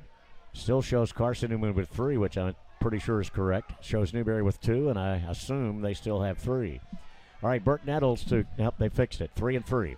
All right, Nettles kicks it away, and this one is going to fly into the end zone, touchback. So Burt puts the last 2 into the end zone, and Carson-Newman will start 1st and 10 from their own 25. Newberry with a 7-point advantage here. Only 6:50 to go before a potential outright conference championship for the Wolves. That's all you need to say. Yeah, you got the lead. Now you got to stop them. There's plenty of time for Carson-Newman to run this thing down here, of course, but being in front, that's the main thing. You put all that pressure on them. They have to perform. They've got to move, and they got to keep their drive alive. Still Tedros Gleaton, the quarterback. He's gone the whole way here in the second half. Under center he goes. They hand it off straight ahead, and Newberry's going to put the stop on Sullins as they knock him down at the 29-yard line. Jonathan Sexton, the first man there. That'll be a gain of about 4. It'll be 2nd down and 6. Yeah, with that should put them over 200 yards rushing here today. We have 138. I mean, not that bad, but this is that rushing team that we were warning you all about. Gleaton now stepping back in a gun. He's going to take it and run to the left, and he's breaking tackles, still on his feet. Newberry's trying to chase him down. He's just weaving his way down the field. 30, 25, and pull down from behind inside the 25-yard line. Finally, Santori Jones stops him, but my goodness, Jaden Kiner down there too. But I'm telling you what, this guy just weaved his way across the field. He was, and the funny thing about it, he was just kind of like rumbling down there. I mean, he's not the most fleet of foot, but like you said, just making those cuts and just going left, going right, and no one could get him. Well, all the Newberry defenders were chasing him. As soon as they would try to draw a bead, he'd kind of go the other way. Kinda 1st strange. and 10 down at the 23. Huge run there. Yeah, big one. Here's a give right side. This ball goes off to Griffin, and Griffin is run out of bounds down near the 10-yard line. See where they're going to spot this. Apparently stepped out prior to that at about the 13 or 14, as it turns out, 14-yard line. Jaden Kiner runs him out. 2nd and a yard to go. The pickup of 9 on that run by Jaden Griffin. Sullins behind Gleaton. They give it to Sullins. Newberry's going to hit him hard, but he may get the forward progress. He didn't get much. A couple of players got hung up there. Blandon and Sexton on the stop. He didn't get the first down. 3rd and 1. Nope. Well, I would tend to think it's 4-down territory here for the Eagles. Absolutely. 4.5 to go. Especially with that running attack. Why not? Oh, absolutely. Gleaton goes under center. Sullins behind him again. And they give it off to the right side, and that is Ferguson. And Ferguson's going to get the ball down near the 11, and that will be 1st down. They're going to say actually the 9, so it'll be 1st down goal to go. Clock is down to 4:20 remaining in this football game. Well, you know what I'm thinking, right? If they're scoring here, they're leaving time on the board here. All you need is a Burt Nettles field goal. Hey, why not, right? Let Burt kick it, win the championship. He won 2 games earlier with his foot. Why not the championship as well? All right, Gleaton goes under center. Sullins behind him. They pitch it this time to Griffin going left. Newberry on the chase, and they roll him to the turf right at the 5 or 6 yard line. Elijah Vereen. So that's going to bring up now what will be 2nd down. 2nd down and 5. Well, actually 2nd and about 4, because they can pick up the 1st down. 2nd and 3 for sure. 3.5 to go, and that clock is running. 21-14 Newberry. Gleaton to Sullins. Newberry knocks him down at the 5-yard line. No gain on the play. Well, a bunch of folks in there. Charles Smith, we're going to give credit to for the stop. Yeah, I just stood him up right there, stopped him cold. All right, 3rd down. You wonder, though, will they, if they score, would they try to go for 2? Good question. To win it. I think they might. 3rd down. 3 yards to go. Here's the quarterback, Gleaton, on the run. He is in, touchdown. Well, we're going to find out real quick. 2:41 to go. Carson-Newman makes it 21-20. Well, they've sent out the kicker here. Here comes Bennett Smith. Interesting. If they go for 2, they could try to win that game. Smith to supposedly kick it out of the hold of Campbell to tie this ball game. 2:41 to go, 21-20. Newberry with the lead for the moment. I think what's kind of putting the motivation behind this is that clock. There's still 2:40 to go. Correct. Even if you make it, Newberry can come and get you with a field goal anyway. Here's the kick in the air, and that one is good. So the Wolves will have 2:41 to work with in a tie game, 21-21. Conference championship on the line when we come back in just a minute.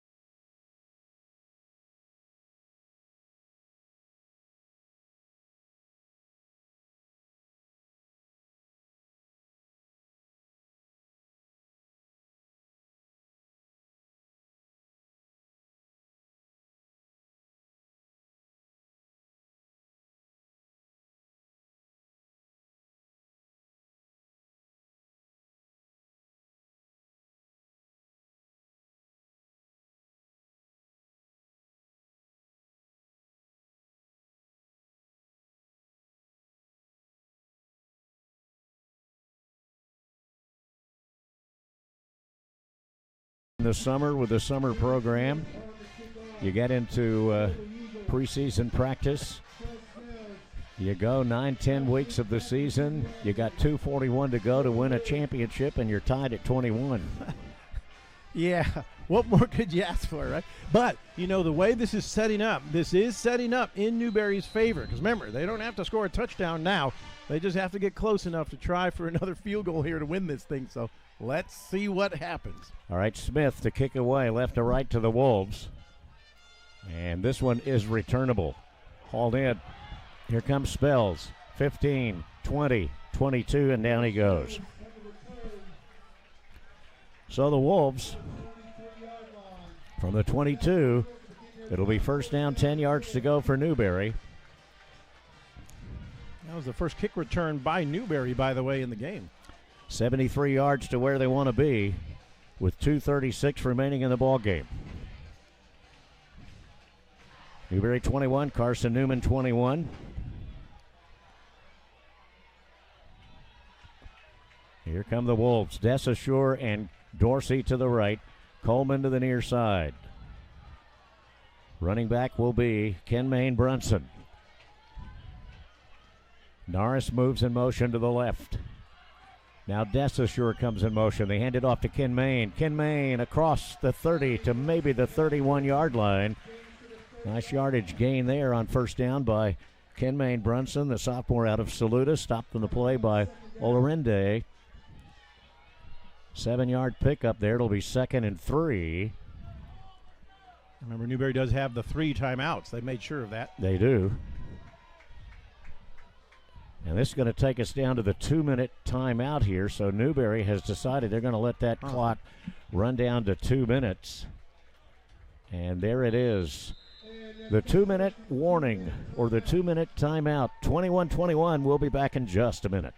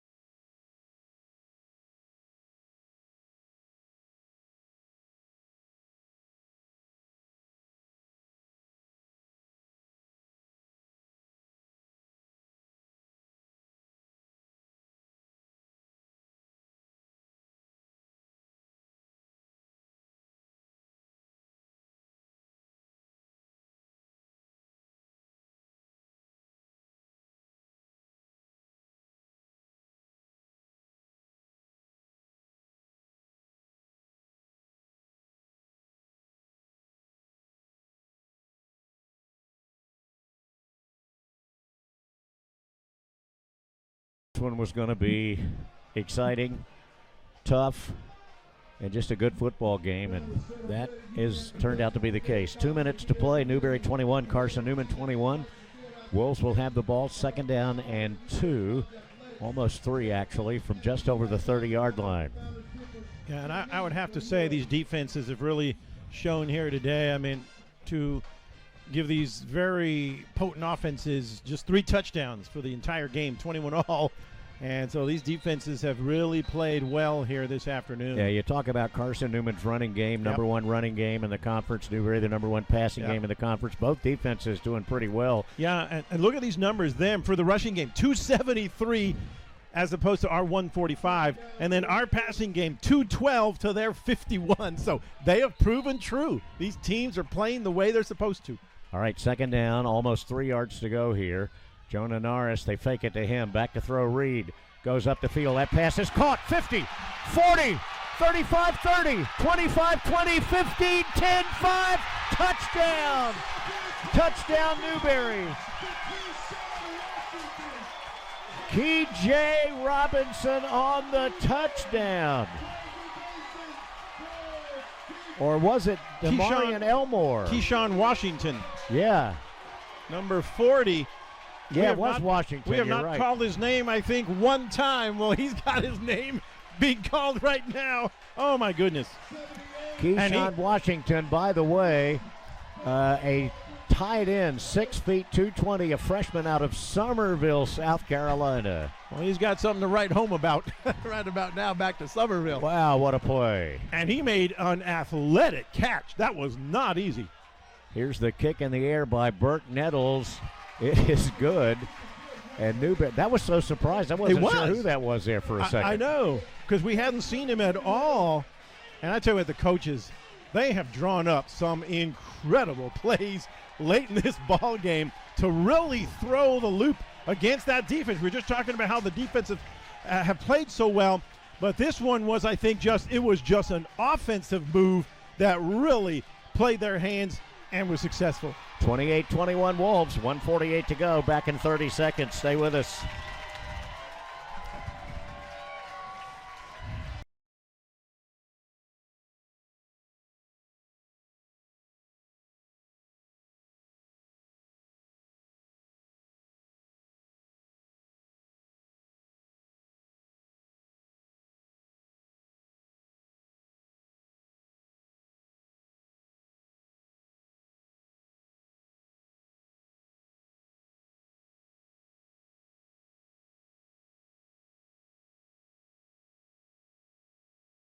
In the books, it's going to go as a pass from Reed Sharpia to Keyshawn Washington for 70 yards. But let me tell you, he made that acrobatic catch that Al mentioned, but he had to motor the rest of the way. He did. A lot of that 70 yards was on the ground. And he had one blocker, and I did not catch the number of who it was, and that's what paved the way at the very end. He had to just sidestep the guy right there. He had a blocker along with him, and that's what did it.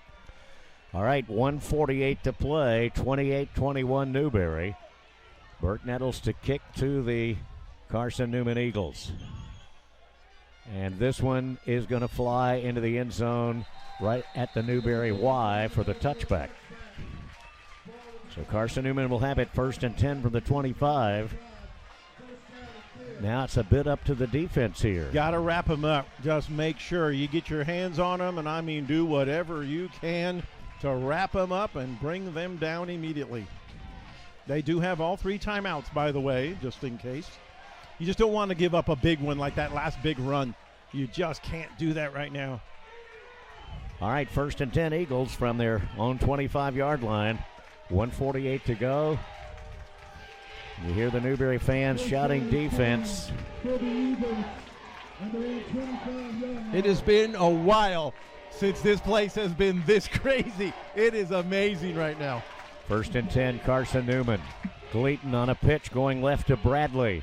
Bradley knocked down after virtually no gain, certainly no more than a yard. And they keep him in bounds. That was the key right there. That clock's still running. Both teams with their full complement of timeouts. Each team has 3. Clock still running down to 1:27 here.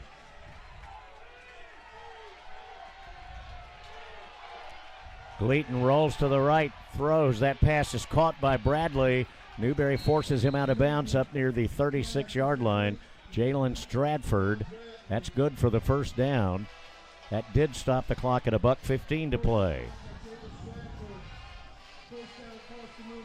That's the 36-yard line. Yeah, this place is about as packed as I've seen it ever, I would say.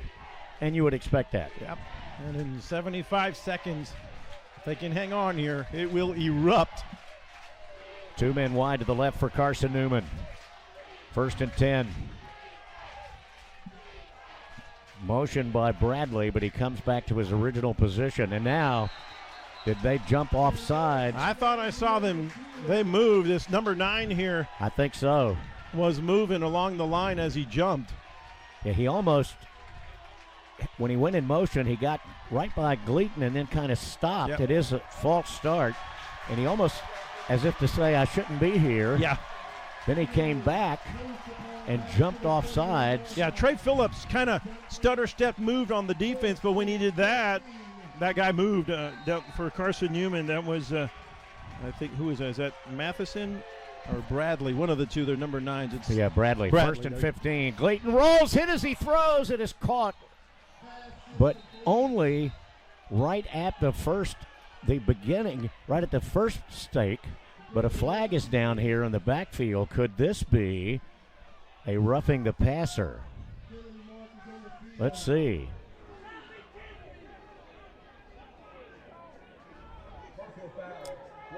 Yep.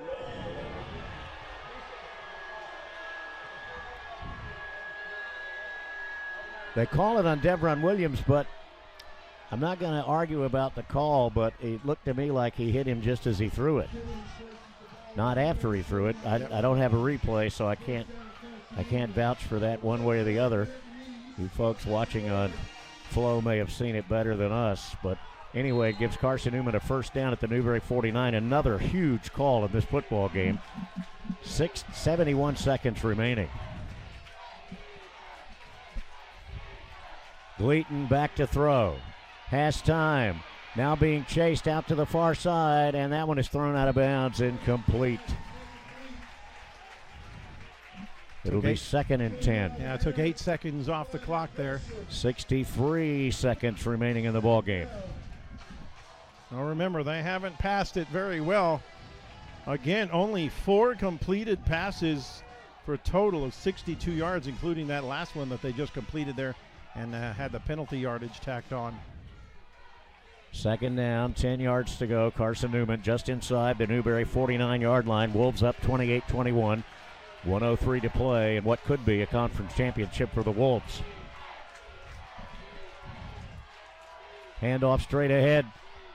That is Sullins, and Sullins roams inside the 40 before Mikey Blandon knocks him down. That'll be a first down. Carson-Newman at the Newberry 39-yard line. 58 ticks left. And they have not used a single timeout yet. No, clock is still running. They did stop the clock momentarily to move the chain. Handoff to Sullins going left. Mikey Blandon knocks him down along with the Quan Peterson. Clock at 39. Did he get out of bounds? They took a timeout. They took the timeout. Took a timeout. All right, 39 seconds remaining. That's a gain of about 3. Should bring up 2nd and 7 for Carson-Newman. Just inside the Newberry 37-yard line. We've got timeout on the field. Let's take a break. We'll be back in just a minute.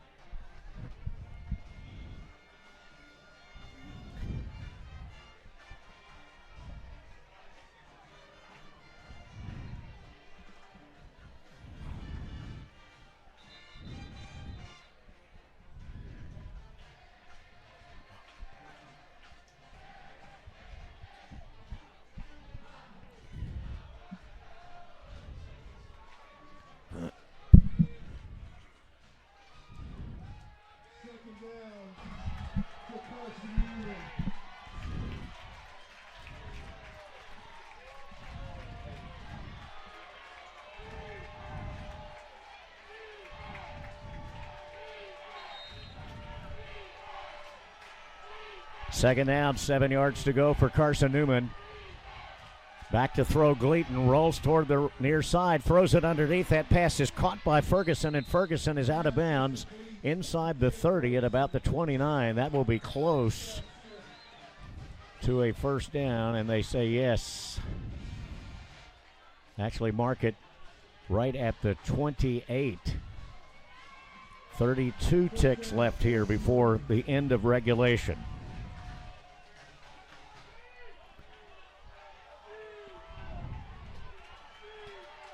Carson-Newman sends 2 men out to the left. Sullins remains the running back. Bradley makes that move to the inside, now comes back to the right. Back to throw, Gleaton. Gleaton being chased, gonna throw that way away. Not even close to any white jersey. And quite frankly, that's a little iffy. Yeah, there was nobody over there. Yeah, I mean, and he was still in between the hash marks, he was going backwards. I'm not so That's sure. Questionable. Yeah, that very questionable. Keep in mind also, we know what we're playing for Carson-Newman. They're 8 in the Super Region, and with them losing, there goes the share of the conference championship, and there goes any hopes of a playoff berth too. So they're fighting for their very lives here. 26 seconds to go. Second down, 10. Same set, 2 men left. Motion by Bradley. Gleaton to throw. He fires. It is caught down near the 12-yard line. That pass is caught by Carson-Newman's Galen Washington. And it'll be first down, 19 seconds to play in this ball game. And now another timeout taken here. Carson-Newman takes the timeout, so that leaves them 1. Yeah, that was a first down, but it was going to restart, so they had to take another one. So the ball down at the 13-yard line, 19 seconds to play in this football game. We'll hold it right here. I mean, 28-21, and Carson-Newman only had, just under 2 minutes to work with here when they got the football. So they're down in the red zone here with 19 ticks left. 1:48, I think it was, when they took over, so they've done a good job just methodically marching through, getting those crucial first downs, saving some of those timeouts, although now they're down to their final one, but only 19 seconds to go.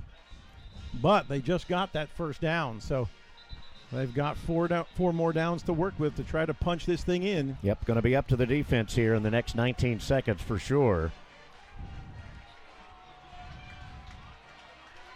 They don't score, Newberry wins. If they do, we're headed most likely for overtime. Yeah, but remember then, there's that question again. Would they possibly go for 2 and the win? You don't know. Have to wait and see. All right, Gleaton under center. Going to go back to throw, fires it underneath. It is a one-arm catch, and out of bounds is Sullins down below, bumped out of bounds. That takes us down to 13 seconds. Santori Jones on the stop. That is a very short gain of about a yard, maybe 2. Ball's put at the 12-yard line. Yeah, you would have loved if somehow Santori Jones could have stopped him from getting out of bounds. Yeah, right now that would be one of the big things to look for is if they do catch the ball outside the end zone, try to knock them down inside the field of play. They do have 1 timeout left. 3 wide receivers now. Gleaton rolls to the left. Now going to throw, and it is incomplete. Pass intended for Bradley. Covering Quan Peterson. 8 ticks left in this ball game.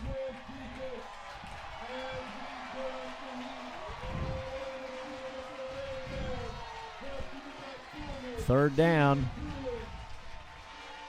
8 yards to go. The ball at the 12 for Carson-Newman. They have 1 timeout left. Newberry up 28-21. Gleaton with Sullins to his right. Gleaton back to throw. Here's the pass. It is batted away again.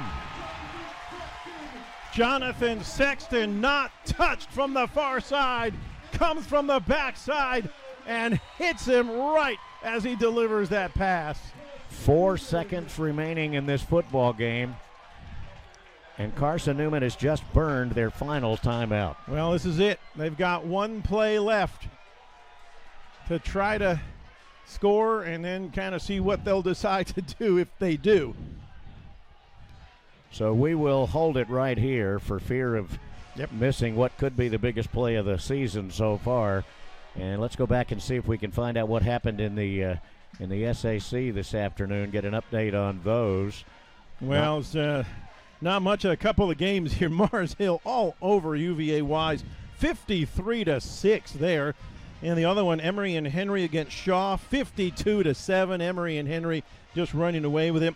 And then in the other game that is still on here, although, let's see, Anderson Catawba later tonight. Wingate all over Tusculum as well, 21-0. All right.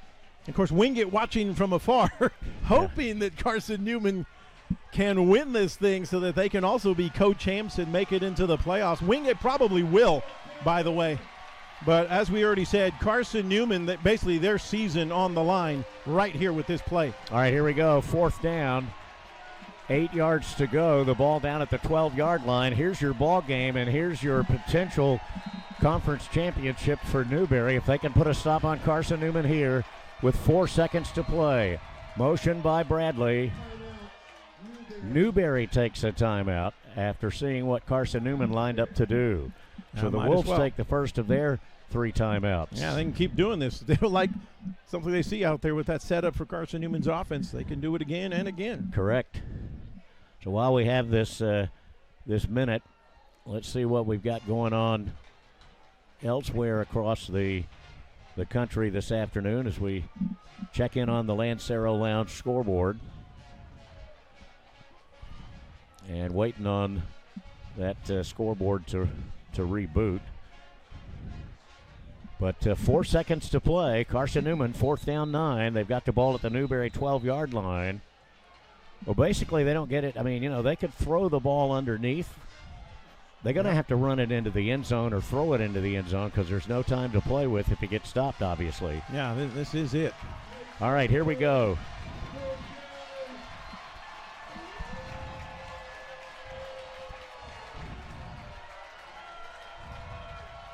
Sullins remains the running back. Gleaton, of course, the quarterback. Motion by Bradley. Rolling to the left. There's a throw, and it's intercepted in the end zone, and the Wolves win it.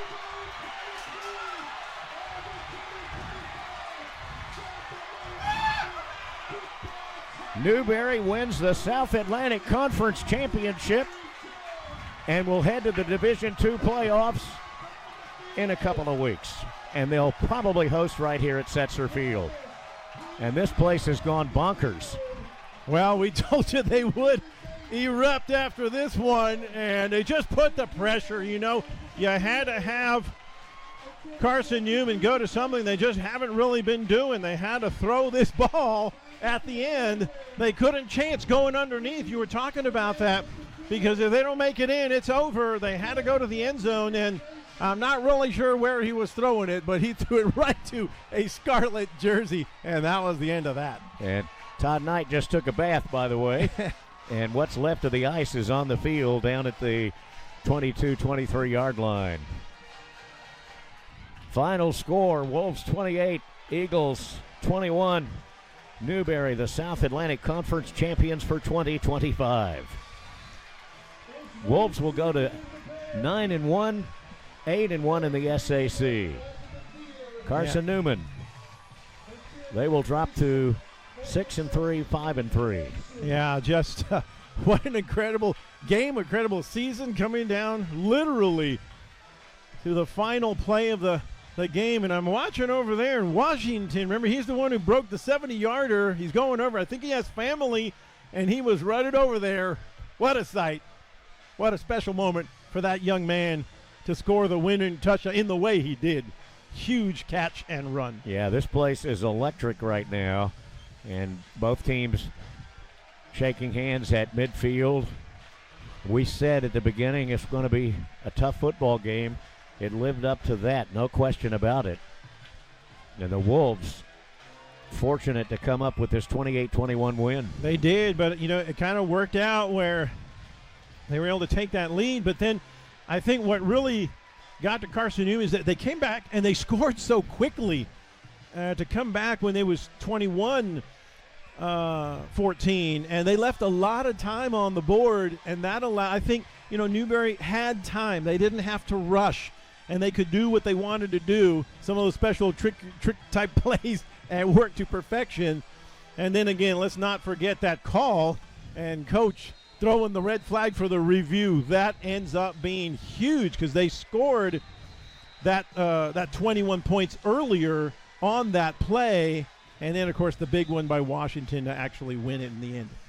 All right, so the football team down below us gathering here for what will be a huge family photo, if you will. The South Atlantic Conference 2025 champions, the Newberry College Wolves. And as you well know, I've been doing this for a long time, but I'll tell you what, this season was pretty special. It was. What great guys. I mean, playmakers all around, offense, defense. This is a team for the record books here in the history of Newberry College football. 3 championships in the last 5 years. This is some of the heyday of Newberry College football right now, folks. Enjoy it. No doubt about it.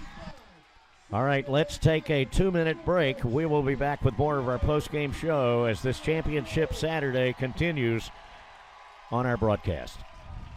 By winning the SAC championship, Newberry earns an automatic bid to the NCAA Division II football playoffs. Once again, let's hear it for your Newberry College Wolves.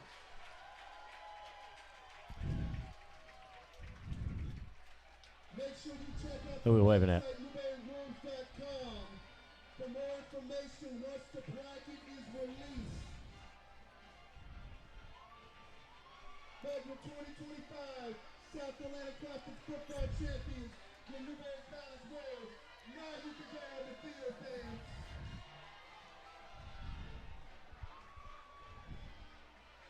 And because the Wolves have won the game, as a part of our victory celebration, the Wolves will be tossing Wolves red shirts into the stands.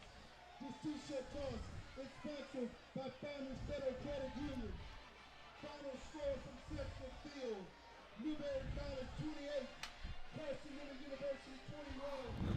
Newberry, the 2025 South Atlantic Conference football champions. Fans, thank you for your attendance at today's game. And we pray that you have a safe travel home. Red Heron. Tomorrow at 1 o'clock here at Central Field. Is that right? Field hockey team will take on Lander University in the South Atlantic Conference field hockey tournament championship game. Come out and support Coach Hannah Days and her ladies. But right now we're going to celebrate Wolves the champions. Doctor is saying the doctor is signing off.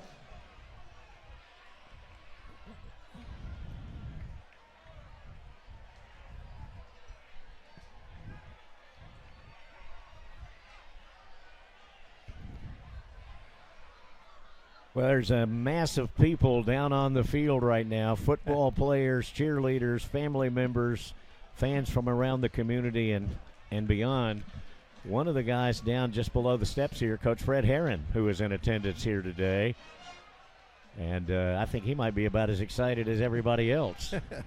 Yeah, I tell you what, wow, just incredible. I mean, you know, all season long, I was saying this, anybody who would listen, this team has just played on the knife edge, you know, all season long, except for that blowout against Point. But for the most part, all the conference games have been just a knife edge. And what do I mean by that? I mean, it could go either way. On one play, one score, you can win it, you could lose it. And again, one score games, and Newberry now go to 7-0. That's how close these games have been. And again, I just said it, nerves of steel that these guys have. Somehow they find a way to get it done, like Coach said, all the way to the end. And on this one, literally, they had to go to the final play of the game. 28-21 the final. Coach is trying to make his way up. We'll take a break and be back in 1 minute.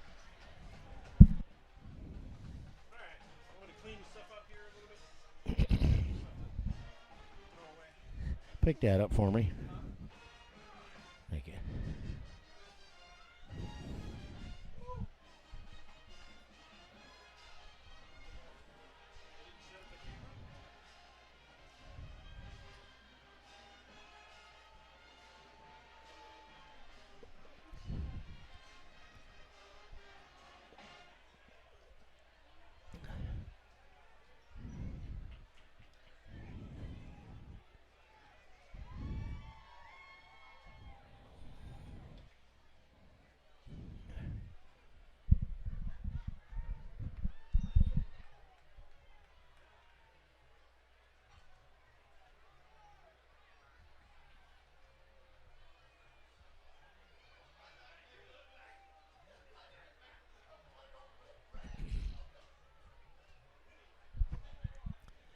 All right, back here at Setzer Field, Coach Knight still trying to make his way up here, so let's give him a chance to catch his breath. We'll take another 1 minute break, and we'll be right back. Stay tuned.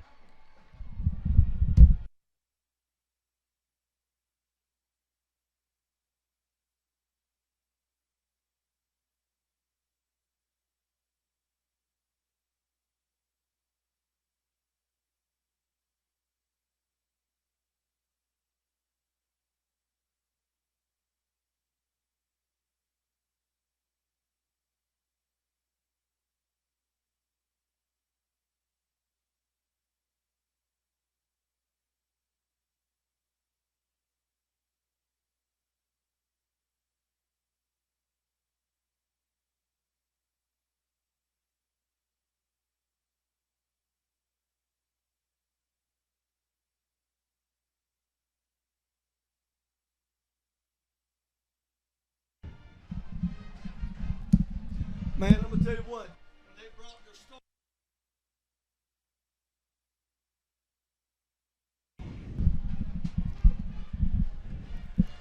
Back here at Setzer Field, and Coach Todd Knight just made his way through a sea of all kind of fans, players. Coach, congratulations. This has been an incredible season, and today was just another one of those days. Jimmy, it was like every other Saturday, wasn't it, except it was for the championship. I mean, right down to the last 4 seconds of the game, the Cardiac Pack's still alive, Jimmy. And the Cardiac Pack is the SAC. They are the SAC champions, the South Atlantic Conference champions. Jimmy, we was picked seventh in the league, and we won it. That's amazing. That is amazing. Absolutely amazing, and it just goes to show you polls and standings, those polls, they don't mean a thing. And I know we keep harping on this, but I'm going to go back to it.